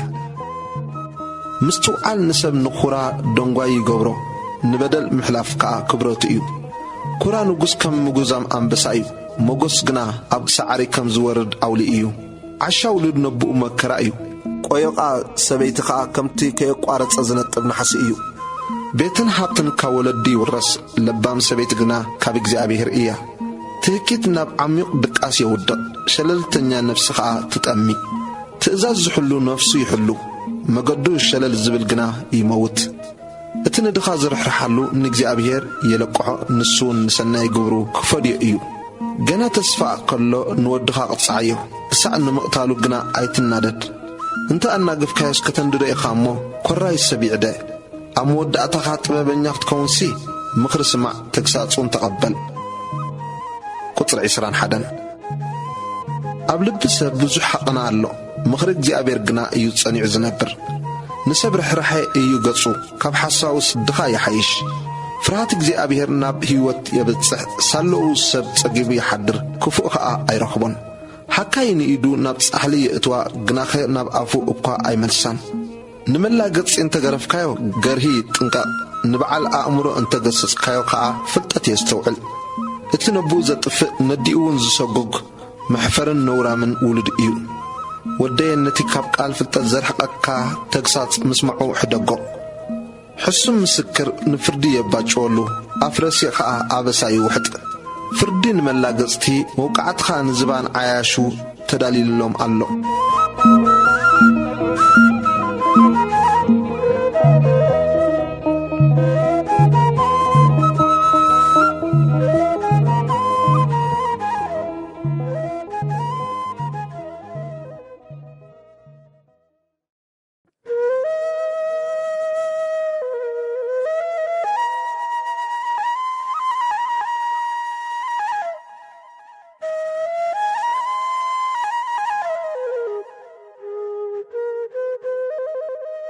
መጽሐፍ ምሳሌ ምዕራፍ 20 ቁጽሪ 1 ወይኒ መላገጽ እዩ ዘስክር መስተኸዓ ሃዋኺ እዩ በዚ ሰንክልከል ዝብል ዘበለስ ጥበበኛ ይከውንን ንጉስ ከም ምጉዛም አንበሳ እዩ ዘሰንብድ እቲ ዘኾርዮ ንህይወቱ ይብድላ ንሰብ ካብ ቆየቓ ምርሓቕ ክብረቱ እዩ ዓሻግና ዘሊሉ ይኣትዎ ሓካይ ብምኽንያት ቁሪ ኣይሓርስን ብጊዜ ቀውዒ ልምን እሞ ገለ እኳ ይረክብን ምኽሪ ኣብ ልቢ ሰብ ከም ጥልቅማይ እዩ በዓል ኣእምሮ ግና ይቐድሖ ርሕርሕኦም ዘውርዩ ብዙሓት እዮም ግናኸ ንእሙን ሰብ መን ይረኽቦ ብንጽህናኡ ዝመላለስ ጻድቕሲ ብድሕሪኡ ውሉዱ ብሩኻት እዮም ኣብ ዝፋን ፍርዲ እተቐመጠ ንጉስ እከይ ንዘበለ ኩሉ ብዒንቱ ይብትኖ ንልበይ ኣጽርየዮ ካብ ሓጢኣተይ ነጽሄ ክብል ዝኽእል መን እዩ ቁጽሪ 10 ክልተ ዓይነት ሚዛን ክልተ ዓይነት መስፈሪ እዚኣተን ክልቲአን ኣብ እግዚኣብሔር ፍንፉናት እየን ቆልዓ እኳ ዕይኡ ቁኑዕን ንጹህን እንተኾነ ብግብሩ የፍልጥ ነታ ሰማዒት እዝንን ነታ ረኣይት ዓይነንሲ ንኽልቲአን እግዚኣብሔር እዩ ዝገበረን ድኻ ምእንቲ ኸይትኸውን ድቃስ ኣይትፍቶ ንዕንትኻ ቋሕ ኣብለን ሽዑን ጌራ ክትጸግብ ኢኻ ዓዳጊ ሕማቕ እዩ ይብል መገዱ ምስ ከደግና ይሕበን ወርቅን ብዙሕ ዕንቁን ኣሎ ፈላጣት ከናፍር ግና ክቡር ኣቕሓ እየን ነቲ ንጓና እተዋሕሰ ክዳኑ ውሰድሉ ኣብ ክንዲ እቶም ጓኖትሲ ተሓዚ ካብኡ ውሰድ እንጌራ ጥበራ ንሰብ ጥዑም እዩ ድሓር ግና ኣፉ ጸጸር ይመልእ ሓቐና ብምኽሪ ይጸንዕ ብጥበብ ተመሪሕካ ተዋጋእ እቲ እናዞረ ዝሓሚ ምስጢራት ይቐልዕ ስለዚ ምስቲ ከናፍሩ ዘግፍሕ ሰብ ኣይትተሓወስ ቁጽሪ 20 እቲ ነብኡን ነድዩን ዝረግም መብራህቱ ኣብ ማእከል ደቕደቕ ጸልማት ክጠፍእ እዩ እቲ ብመጀመርያ ቀልጢፉ እተኣከበ ርስቲ መወዳእታኡ ኣይክባረኽን እዩ እከይ ክፈዲ ኣይትበል ንእግዚአብሔር ተጸበዮ እሞ ንሱ ከድሕነካ እዩ ክልተ ዓይነት ሚዛን ኣብ እግዚኣብሔር ፍንፉን እዩ ጠባሪ ሚዛን ከዓ ሰናይ ኣይኮነን ስጉምቲ ሰብ ብእግዚኣብሔር እዩ ዝምራሕ ሰብ ደኣ ከመይ ገይሩ እዩ ንመንገዱ ዘስተውዕላ በሃንደበት እተቐደሰ እዩ ምባልን ድሕሪ መብጽዓ ምምርማርንሲ ንሰብ መፈንጥራ እዩ ጥበበኛ ንጉስ ነቶም ረሲኣን የዝርዎም ብመንኰራኹር ድማ ይደርጾም መብራህቲ እግዚኣብሔርሲ መንፈስ ሰብ እዩ ንሱ ንብዘለው ሻጠ ልቢ ይምርምሮ ምሕረትን ሓቅን ንንጉስ ይሕልዋኦ ንሱ ብምሕረት ንዝፋኑ የጽንዖ ሓይሊ ንመንእሰይ ክብረቱ እዩ ንኣረገውቲ ኸዓ ሽበቶም ስልማቶም እዩ ሰመርመር ዘብል ስምብራት ካብ ክፍኣት የጽሪ ከምኡን መውቃዕትን ውሻጠ ልቢ የጽርዮ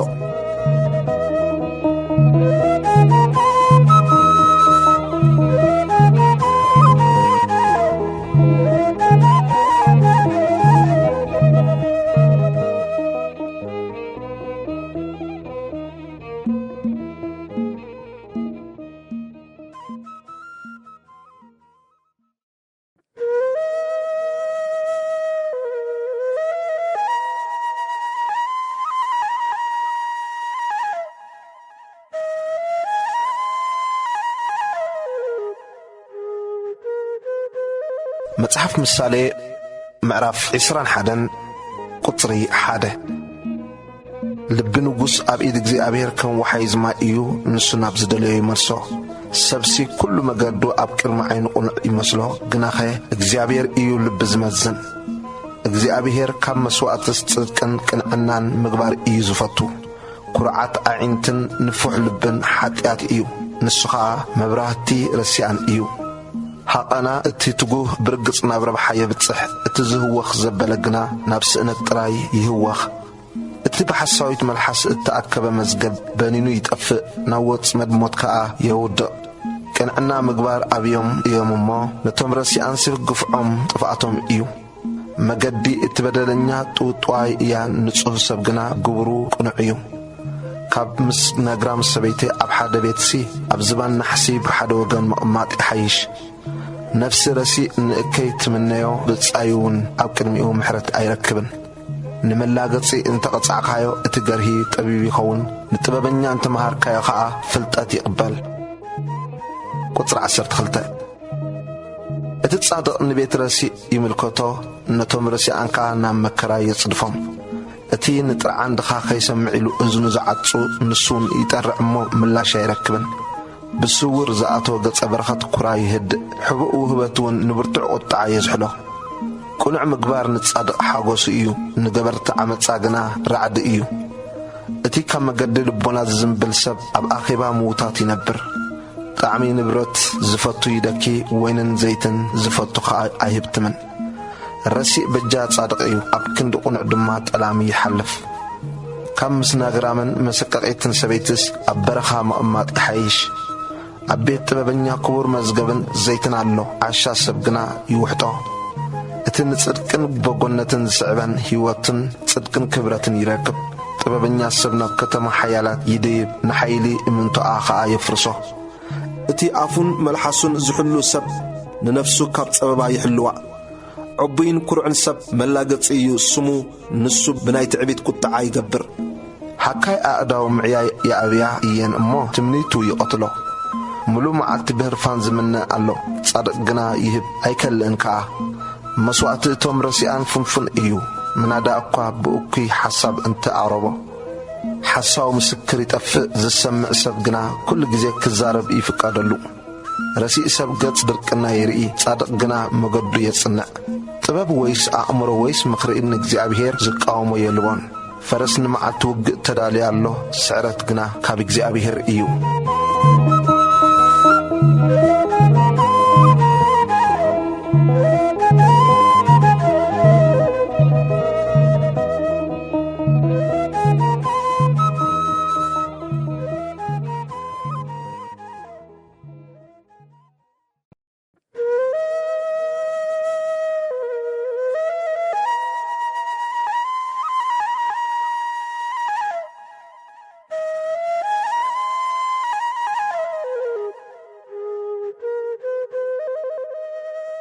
መጽሐፍ ምሳሌ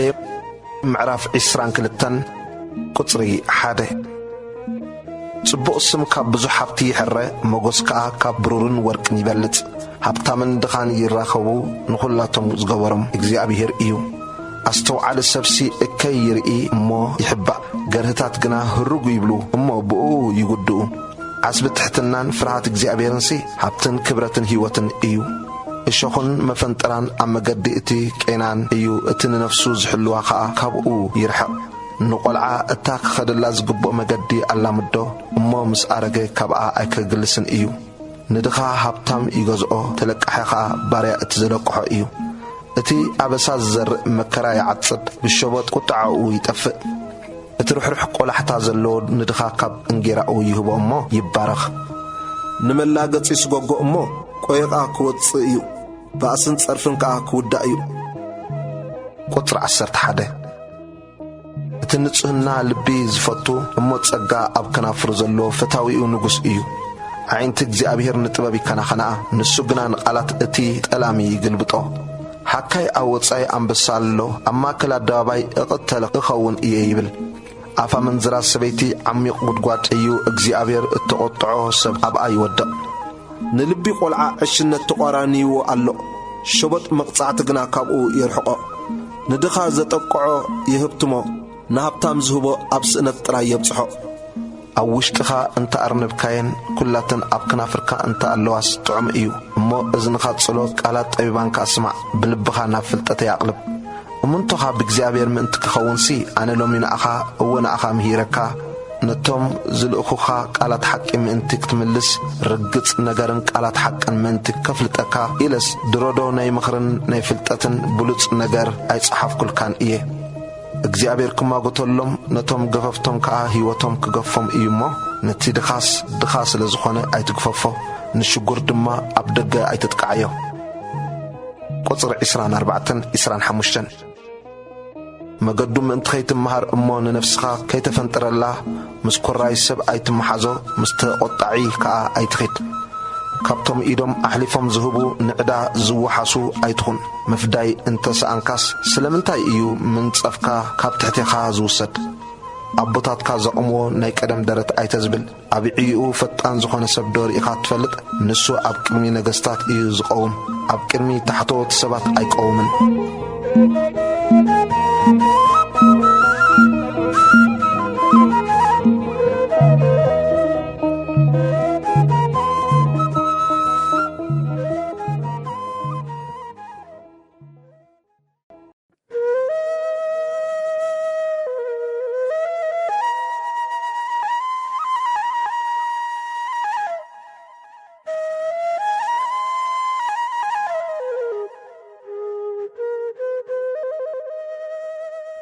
مصحف ምሳሌ ምዕራፍ 23 ቁጽሪ 1 ኣብ ማዕዲ ምስ መኮነን እንተ ተሰርዓኻ መን ከም ዝኾነ ኣብ ቅድሚኻ ዘሎ ጸቢቕካ ዝተብህል ስሱዕ እንተኾንካስ ንጎረሮኻ ካራ ኣቕርበሉ ጠባሪ ብልዒ እዩሞ ነቲ ጥዑም መብልዕ ኣይትብሃጎ ሃብታም ክኸውን ኢልካ ኣይትጻዓር ንጥበብካ ኣብኡ ኣይተውዕሎ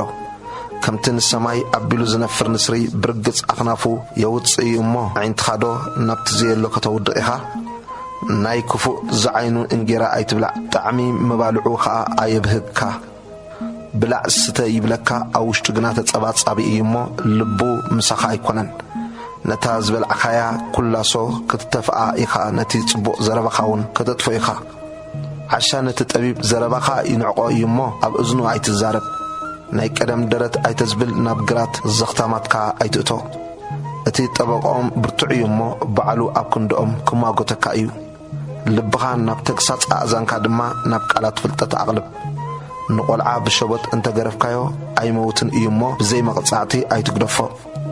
ብሸበጥ ትገርፎ እሞ ንነፍሱ ካብ ሲኦል ተድሕና ወዴ ልብኻ ጥበበኛ እንተኾነ ኣነውን ልበይ ይሕጐስ እወ ኸናፍርካ ቕንዕና እንተ ተዛረባ ኩላሊተይ ደስ ይብለን ቁጽር 17-18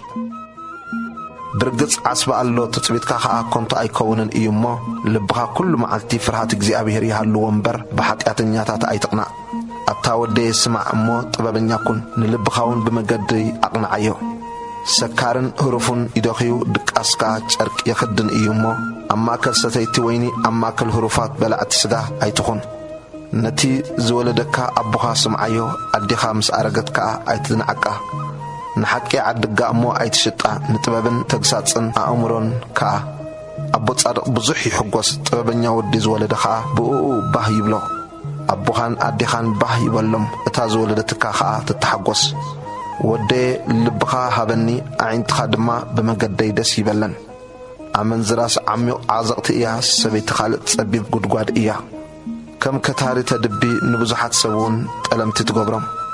ዋይዋይታ ንመን እዩ ሓዘን ንመን እዩ ባእሲ ንመን እዩ ምስቁርቋር ንመን እዩ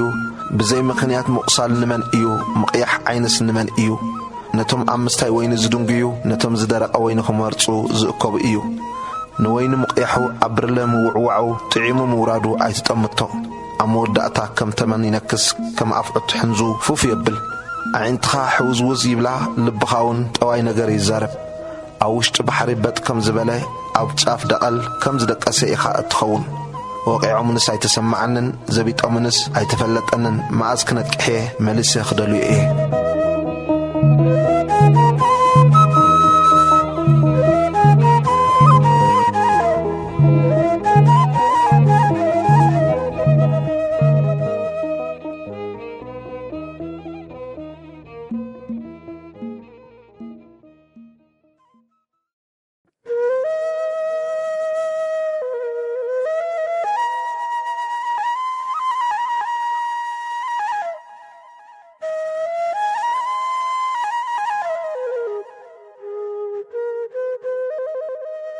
መጽሐፍ ምሳሌ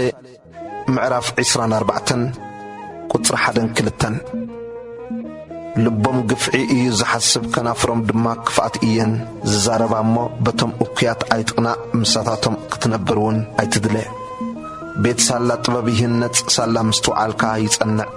ክፍልታት ቤት ሳላ ፍልጠት እዩ ክቡርን ጽቡቕን ዘበለ ኩሉ ጥሪት ዝመልእ ጥበበኛ ሰብ ብርቱዕ እዩ ኣእምሮ ዘለዎኻ ሓይሉ የጽንዕ እምባርሲ ብጥበብ ተመሪሕኻ ተዋጋእ ድሓንካ ብምብዛሕ መኸርቲ እዩ ጥበብ ነተዓሻ ኣዝያ ልዕሊ እያ ኣፉ ኣብ ደገ ኣይከፍትን እከይ ክገብር ዝሓስብ ሰብሲ ስራሕ ነገር እዩ ዝበሃል ምህዞ ዓሻ ሓጢኣት እዩ መላገጽኻ ብሰብ ፍንፉን እዩ ብመዓልቲ መከራ እንተ ተሓለልካ ሓይልኻ ቁርብ እዩ ነቶም ናብ ሞት ዝጉተቱ ኣናግፎም ነቶም ሰንከልከል እናበሉ ናብ መሓረዲ ዝኸዱ ከዓ ኣይትሕደጎም እንሆ እዝስ ኣይፈለጥናን እንተበልካ እቲ ልቢ ዝመዝንዶ ኣየስተብህሎን እዩ እቲ ንነፍስኻ ዝጥንቀቐላስ ኣይፈልጦን ድዩ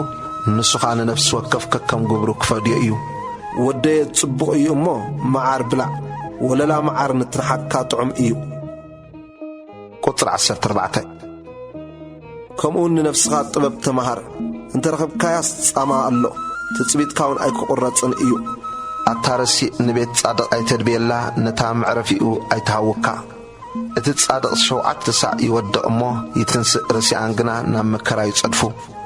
እግዚኣብሔር ነዝርኡ ኣከይጉሂ እሞ ኩራኡ ካብኡ ከይመልስሲ ጸላኢኻ እንተ ወደቐ ኣይትተሓጐስ እንተ ጸደፈኻ ልብኻ ደስ ኣይበሎ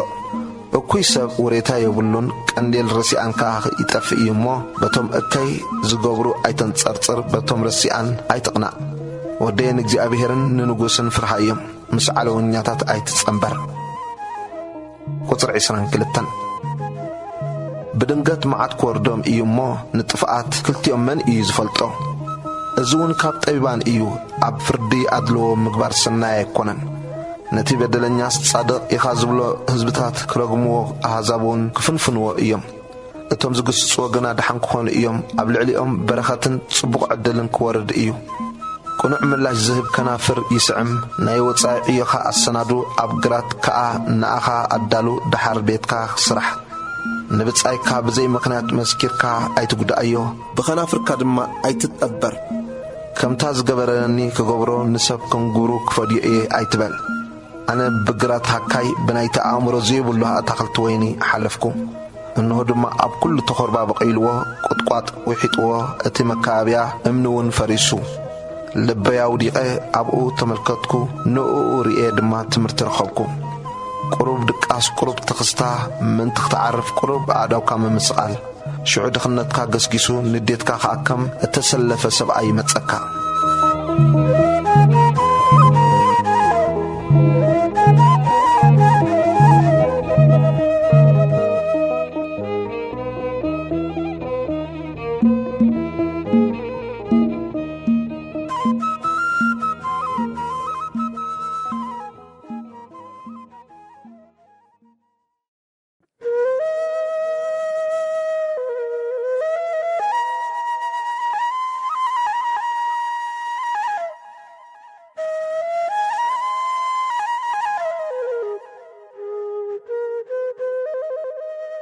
መጽሐፍ ምሳሌ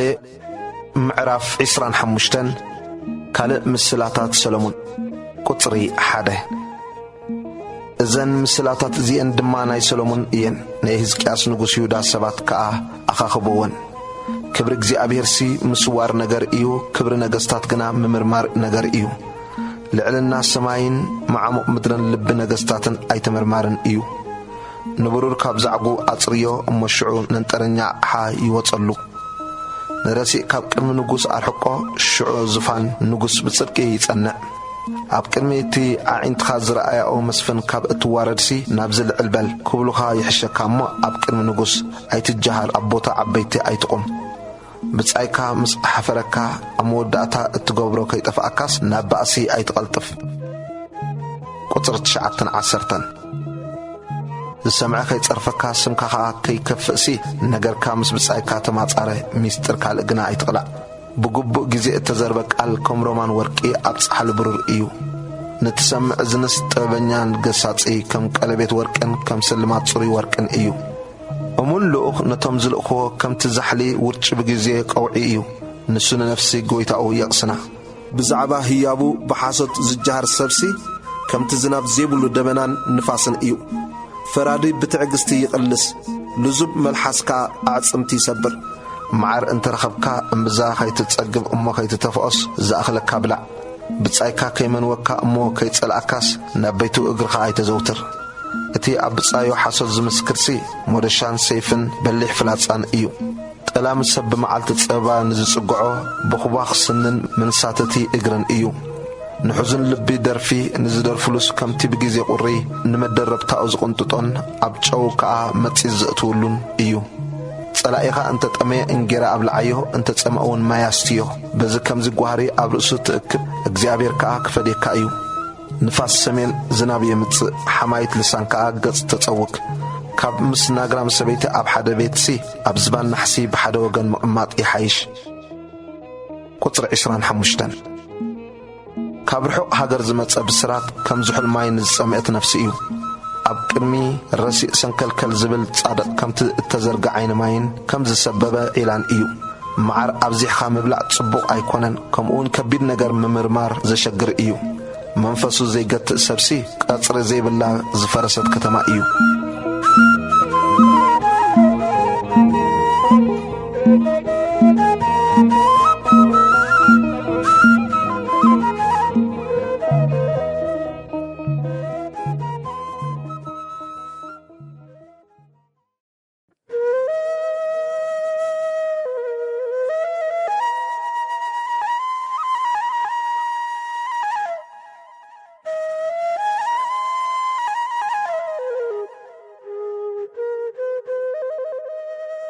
መጽሐፍ ምሳሌ ምዕራፍ 26 ቁጽሪ 1 ከምቲ በረን ንጽባሓት ዝናብ ከዓ ንቐውዒ ከምኡን ንዓሻ ኽብረት ኣይግቦን ምኽንያት ዘይብሉ መርገምሲ ከምታ እትነፍር ጭሩ ከምታ እትበርር ለኻኺቶ ኣይበጽሕን እዩ ሓለንግን ፈረስ ልጓምና ኣድጊ በትሪ ንዝባን ዓሻ እዩ ንስኻ ድማ ንኡ ከይትመስልሲ ንዓሻ ከም ዕሽነቱ ኣይትመልሰሉ ዓሻ ጠቢብ ከም ዝኾነ ከይመስሎስ ከም ዕሽነቱ መለሰሉ እቲ ብኢድ ዓሻ መልእኽቲ ዝሰድድ ባዕሉ ኣእጋሩ ይቖርጽ እሞ መከራ ይሰቲ ኣእጋር መጻጉዕ ጠልጠል ይብላ ምስላ ኸዓ ኣብ ኣፍ ዓያሹ ከምኡ እዩ ንዓሻ ክብረት መሃብሲ ከምቲ ኸረጺት ዕንቂ ናብ ኩምራ እምኒ ምድርባይ እዩ ምስላ ኣብ ኣፍ ዓያሹ ከም እሾኽ ኣብ ኢድ ስኻር እዩ እቲ ምስ ዓሻን ምስ ሓላፍ መገድን ዝወዓዓል ከምቲ ንዝረኸበ ዝወግእ ውርዋር ፍላጻ እዩ ከልቢ ናብ ትፋኡ ከም ዝምለስ ዓሻ ከምኡ ንዕሽነቱ ይደጋግሞ ኣነ ጥበበኛ እየ ዝብል ሰብ ዶ ርኢኻ ትፈልጥ ካብ ብኡስ ብዓሻ ተስፋ ምግባር ይበልጽ እቲ ሃካይ ኣብ መንገዲ ኣንበሳ ኣሎ እረ ኣብ ኣደባባይ ኣንበሳ ኣሎ ይብል ከምቲ ማዕጾ ኣብ ወንድኡ ሃካይውን ከምኡ ኣብ ዓራቱ ይዘውር ሃካይ ንኢዱ ናብ ጻሕሊ የእትዋ እሞ ናብ ኣፉ ምምላስ ድኻም ይኾኖ ሃካይሲ ካብ 7 ሰብ ብምስትውዓል ዝምልሱ ንሱ ብጥበብ ዝበለጸ ይመስሎ እቲ ናብ ዘይነገሩ ዝኣቱ ሓላፍ መገዲ ከምቲ ንእዝኒ ከልቢ ዝሕዝ እዩ እቲ ንብጻይ ጠቢርዎስ ክጻወተካ እየ ዝገበርክዎ ዝብል እያድን ፍላጻን ሞትን ከም ዝውርውር ዕቡድ እዩ ቁጽሪ 20 ዕንጨይቲ እንተ ተወድአ ሓዊ ይጠፍእ ሓማይ እንተ ዘየሎኻ ባእሲ ይውዳእ ከሰል ንጓህሪ ዕንጨይትን ሓዊ ከም ዝኸውን ነግራም ሰብኣይካ ከምኡ ባእሲ የሳውር ዘረባ ሓማይ ከም ጥዑም ኩላሶ እዩ እሞ ክሳዕ ውሽጢ መዓንጣ ይወርድ ርሱን ከናፍርን እኩይ ልብንሲ ብዓፍራ ብሩር ከም እተለበጠ ኣቕሓ መሬት እዩ ጸላኢ ብኸናፍሩ የምስል ኣብ ውሽጡ ግና ጥበራ የንብር ኣብ ልቡ 7 ዘፍንፍን ኣለዎ እሞ ድምፆ ኣልዚቡ እንተተዛረበ እኳ ኣይትእመኖ ጽልኡ ብተንኰል እንተተሓብአ እኳ ክፍኣቱስ ኣብ ማሕበር ክቕላዕ እዩ ጉድጓድ ዝኹዕት ኣብኣ ይወድቕ እምኒ ዘንከባልል ከዓ ንሳ ትምለሶ ሓሳዊት ልሳን ነቶም ዝቕሰለቶም ትጸልኦም መቀባጠሪ ኣፍካ ጥፋት የምጽእ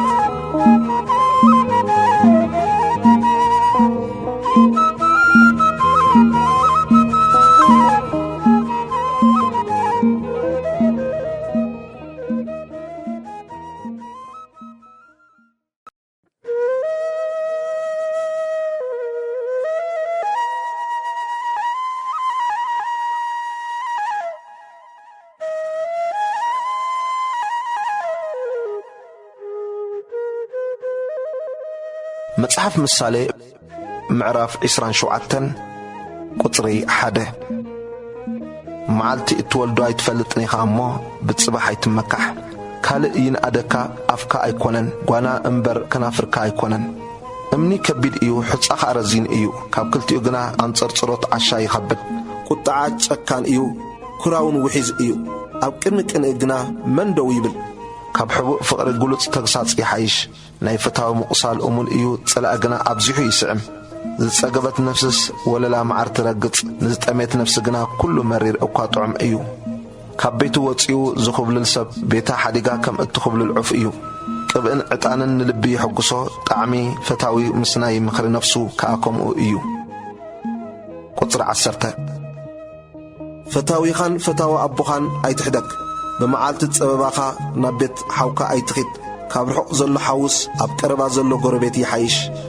ወደ ነቲ ዝጸርፈኒ ምላሽ መሃቡ ክኽእልሲ ጥበበኛ ኹን ንልበይውን ኣሓጕሶ ኣስተውዓል ሰብሲ እከይርኢ እሞ ይሕባእ ገርታት ግና ንቕድሚት ይኸዱ እሞ ብኡኡ ይጉድኡ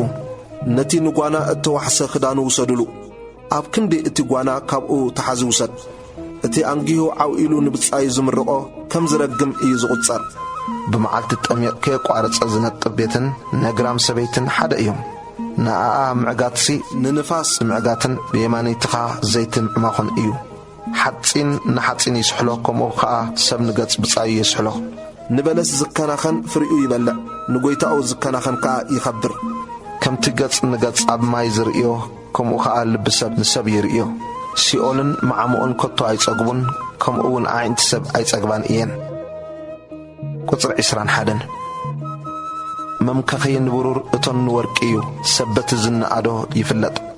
ንዓሻ ኣብ መጉእ ምስ ጉርዲ ብንኢ እንተትጐድኦ እኳ እትዕሽነቱ ኣይመሓደጎን ሃብትን ንሓዋሩ ዘውድውን ንውሉድ ወለዶ ኣይነብርን እዩ እሞ ሓለዋት ኣባጊዕካ ኣጸቢቕካ ፍለጥ ንልብኻ ኣብ መጓሲኻ ኣንብሮ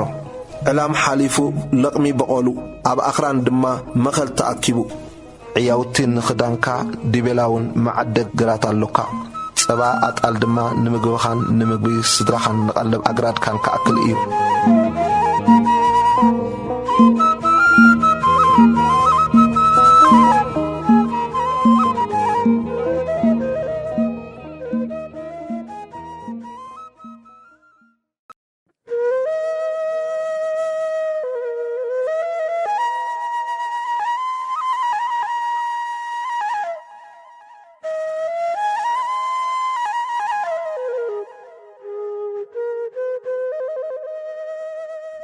መጽሓፍ ምሳሌ ምዕራፍ 28 ቁጽሪ 1 ረሲኣን ዝሰጎም ዘይብሎም ይሃድሙ ጻድቃን ግና ከም ሽደና አንበሳ ይተብዑ ብስረ ኣበሳ ሃገርሲ ሓለቓታታ ይበዝሑ ብሳላ ኣስተውዓልን ጥበበኛን ሰብ ግና ህልዋታ ይነውሕ ንምስኪን ዘጨንቕ ድኻስ ከምቲ ደምሲሱ እንጌራ ዝኸልእ ዝናብ እዩ መፍረስቲ ሕጊ ንረሲኣን ይንእድዎም ሓለውቲ ሕጊ ግና ይዋግእዎም እኩያት ሰባትሲ ቅንዕና ኣየስተውዕሉን እቶም ንእግዚአብሔር ዝደልይዎ ግና ኩሉ የስተውዕሉ ካብቲ ብጠዋይ መገዲ ዝኸይድ ሃብታምሲ ብንጽህና ዝመላለስ ድኻ ይሓይሽ ንሕጊ ዝሕልወስ ኣስተውዓሊ ውሉድ እዩ ምስ ሓሻሻት ዝመሓዞ ግና ነብኡ ይሕፍሮ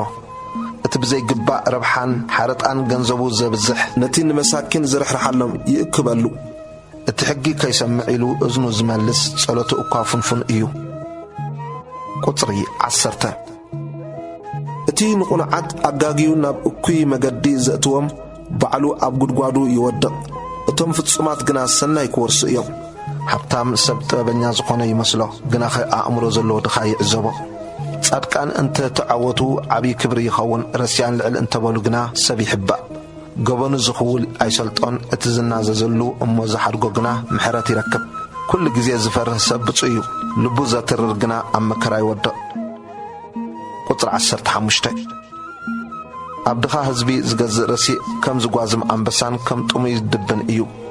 ኣእምሮ ዘይብሉ መስፍን ብዙሕ ይገፍዕ ንፍገት ዝጸልእ ግና መዓልታቱ የንውሕ ደም ነፍሲ ዝኸበዶ ሰብ ክሳዕ መቓብር ይሃድም ሓደ እኳ ይዕገቶ ብዘይ መንቅብ ዝመላለስ ይድሕን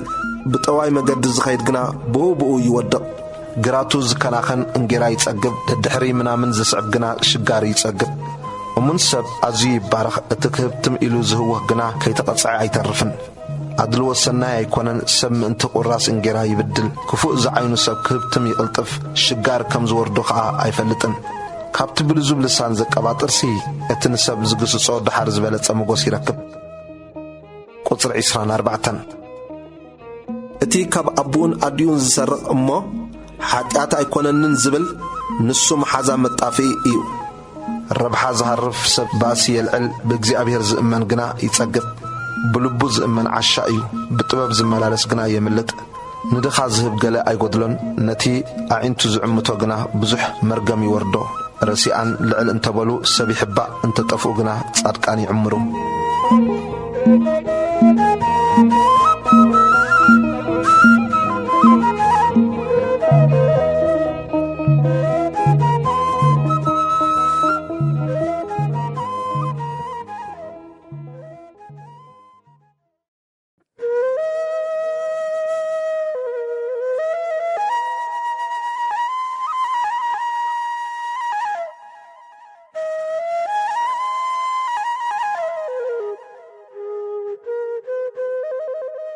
مصحف مسالي معرف إسران تشعتن قطري حاده اتبوزح تقسيصوس كسادو زترر سب بدنقاتي تفلق مدهانيتون يبولون صادقان انت عمرو هزبي حقوس راسي انت سلطنقنا هزبي يسقرقر طباب زفتو سب نبو يحقوسو مس امنازر زمحازوغنا غنزبو يود نقوسنا هاجر بفردي يصنعا فتاو ممالجا غنا يطفا اتنبصاي زقباطرلو نغارو متصاوديا يغبرلو اب جبن اكوي سب مفنطرالو صادقنا الل يبل يحقوسون صادق نغبن دخاتات يستوعلو رسيغنا مستوعل ايفلطن ملاغصتي سب كتما ينددو طبيبان غنا كورا يملسو طبيب مسعشا انت تماغوته وي يخري وي كايسع عرفتي يقولون قصري 10 اتم مفسس تدم نفصم سب يسالوه قنعت غنا نفسي يدليو عشان كل قراءو يدرغحو طببنيا غنا يعقتو يهدؤون اتنحسوت صنزبل مكنن كلهم غلاو رسيان ايوم دخان طقعن يراخبو نعين تخلتيهم زبره እግዚአብሔር እዩ اتين مساكين بقنعنا زفردم نغوس زفانو نحوارو يصنع شبطن تغساصن طبب يهب سد زخاده ولد غنا نولاديتو يحفرا رسيان انت بزحو غبن يبزح صادقان غنا ودقتهم يرئيو نولدكا قصعيو مك عرفكا ننفسخا وانت دلاك خنايو رأي زيلبو انت خنا حزب سدي خيد حق زحلو غنا بصيو باريا منم اكو انت استو على اي اززن ايو امه بزربا اي قصعن قصر عسرا تاوي هو زارب سبدريخا كابؤوس بعشا تسفالو اتي كابن سنة جميرو بحنقا الزعبي باريا اب مودعتا ولد يخون قطع سب بأسي العل تنقافي سب حاتيات يبزح نسب تعبيتو يواردو بمنفسو تحت زخونقنا كبرت يركب اتم السراق زحبر ننفسو يتسألعا نسو مرقم يسمع قلقا اي قلتسن نسب مفرح اما فنطرا يأتو بقزي ابير زئمنقنا ابدحان ينبر بزحات سب مقوس قزائي يدليو فردي نفسي وقفقنا كاب قزي ابير ايو حاتياتنيا سب ابقمي صادقان فنفن ايو اتبقو نعمة قد زمالالسكا اب كلمه رسيان فنفن ايو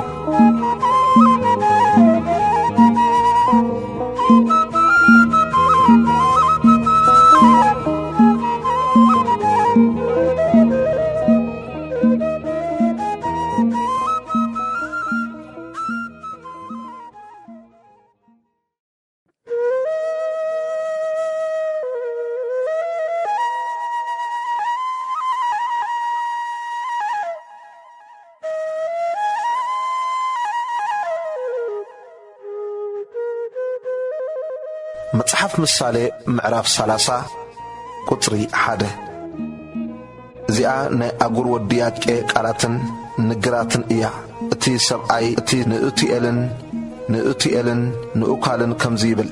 برغص كاب زخون يكون سب انا دنقرو يا امر سب يبلين طباي تمهاركن فلطت اتي قدوس يبلين ناب سماي زديبه امز ورد من ايو ننفاس ابعمكو زكوب من ايو نمايات ابكدان زقاصر من ايو نبزلو السنات مدري زصنع اسمن ايو انت ايو سمو ودخه انت ايو زدو تفلط ايخا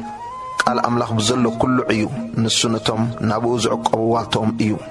كيزل فكا حساو كن كخا كيتركبسي ናብ ቃሉ ሓንቲ እኳ ኣይትወስኽ ኣነ ክልተ ነገር እየ ዝልምነካ ክሳዕ ዕለተ ሞተይ ንአን ኣይትኽልአኒ ጸጊበስ ከይክሕደካ እሞ እግዚኣብሔር መን እዩ ከይብል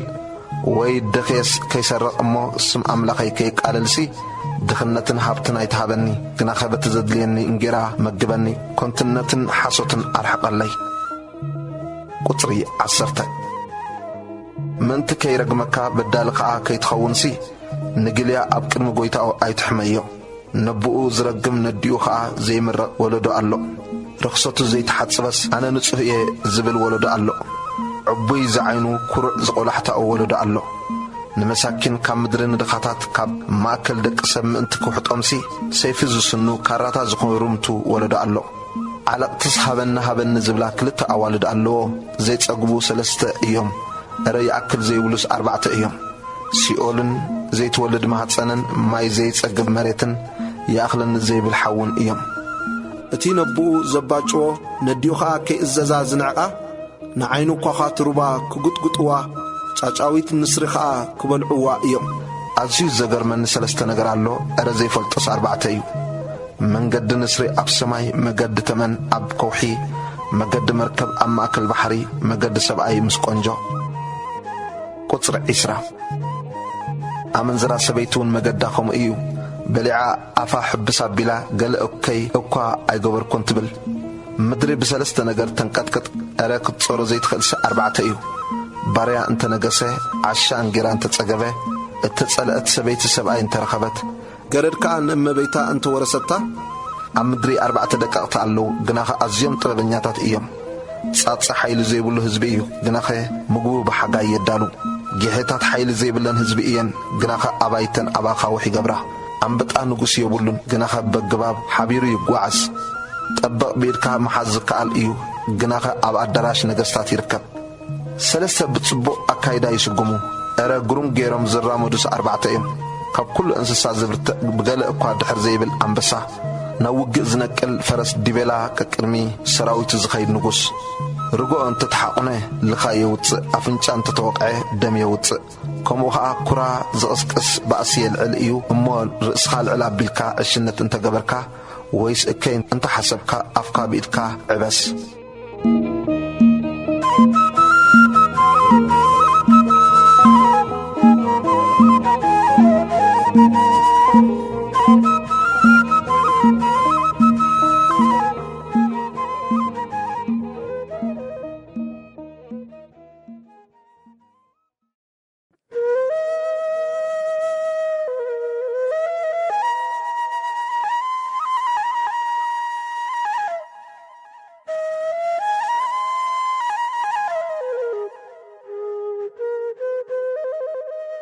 መጽሓፍ ምሳሌ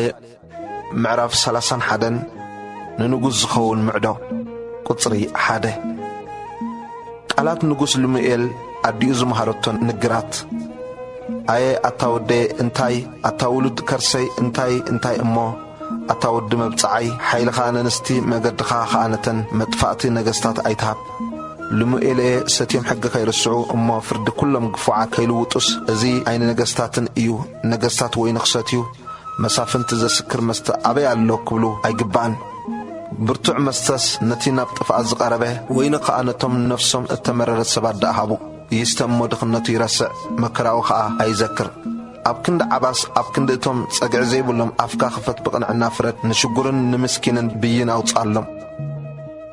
ለባም ሰበይቲ ቁጽሪ 10 ደገኛ ሰበይቲ ስመን ይረኽባ ዋጋኣ ካብ ክቡር ዕንቂ ኣዝዩ ይኸብር ልቢ ሰብኣያ ይእመና እቶቱ ከቶ ኣየቋርጽን ንሳ ሙሉእ ዕድሚያ ሰናይ እምበር ክፉእ ኣይትገብሮን ጸጉርን ልሕፅን ጣጢዕን ትደሊ ተሓጒሳ ኸዓ ብኢዳ ተዓዮ ንሳ ከም መርከብ ነጋዶ እያ ካብ ርሑቕ ምግባ ተምጽእ ገና ለይትኸሎ ትትንስእ እሞ ንስድራ ቤታ ምግቦም ትህቦም ነግራዳ ኸዓ ሰስርሐን ተትሕዘን ግራት ትምልከት እሞ ትዕድጎ ብፍረ ኣእዳዋ ኸዓ ኣታኽልቲ ወይኒ ትተክል ሕቋኣ ብሓይሊ ትዕጠቕ ቐላጽማ ኸዓ ተበርትዕ ኣቕሑ ንግዳ ጽቡቕ ከም ዝኾነ ትርኢ መብራህታ ብለይታ ኣይጠፍእን ኣእዳዋ መፍተል የልዕላ ኣጻብዓውን ቁኒን ይሕዛ ንሽጉራት ኢዳ ትዝርግሓሎም ንትጽጉማት ካ ኣእዳዋ ትሰደሎም ኩሎም ስድራኣ ሰብ ድርብ ክዳን እዮም ስለ ስድራኣ ብውርጫ ኣይትፈርህን ንርእሳ መንጸፋት ትገብር ክዳውንታውን ብፍታን ጅኹን እዩ ሰብኣ ኣብ ደገ ኣብ ማእከል ዓበይቲ ዓዲ ምዝቕመጥ ምሩኢ እዩ ጽቡቕ ቀሚሽ ኣዕሊማት ሸይጥ መቐነት ንነጋዳይ ትህቦ ሓይልን ክብረትን ልብሳ እዩ ነቲ ዝመጽእ መዓልቲ ትስሕቆ ኣፋ ብጥበብ ትኸፍት ትምህርቲ ለውሃት ድማ ኣብ ልሳና እዩ ንብረት ቤታ ትሕሉ እንጌራ ትህኪት ኣይትበልዕን ደቃ ኣይትንስኡ ብርኽቲ ኸኣ ይብልዋ ሰብኣያ ድማ ብዙሓት ኣንስቲ ጽቡቕ ዝገበራ ኣለዋ ንስኸ ግና ንኹላተን ትበልጽየን ኢሉ ይንእዳ ጽባቐ መልክዕ ጠባሪ ውቃበ ኸኣ ኮንቲ እዩ ንእግዚኣብሔር እትፈርህ ሰበይቲ ግና ትነኣድ ካብ ፍረ ኣእዳዋ ሃብዋ ኣብ ደጌታታውን ተግባራ ይነኣዳ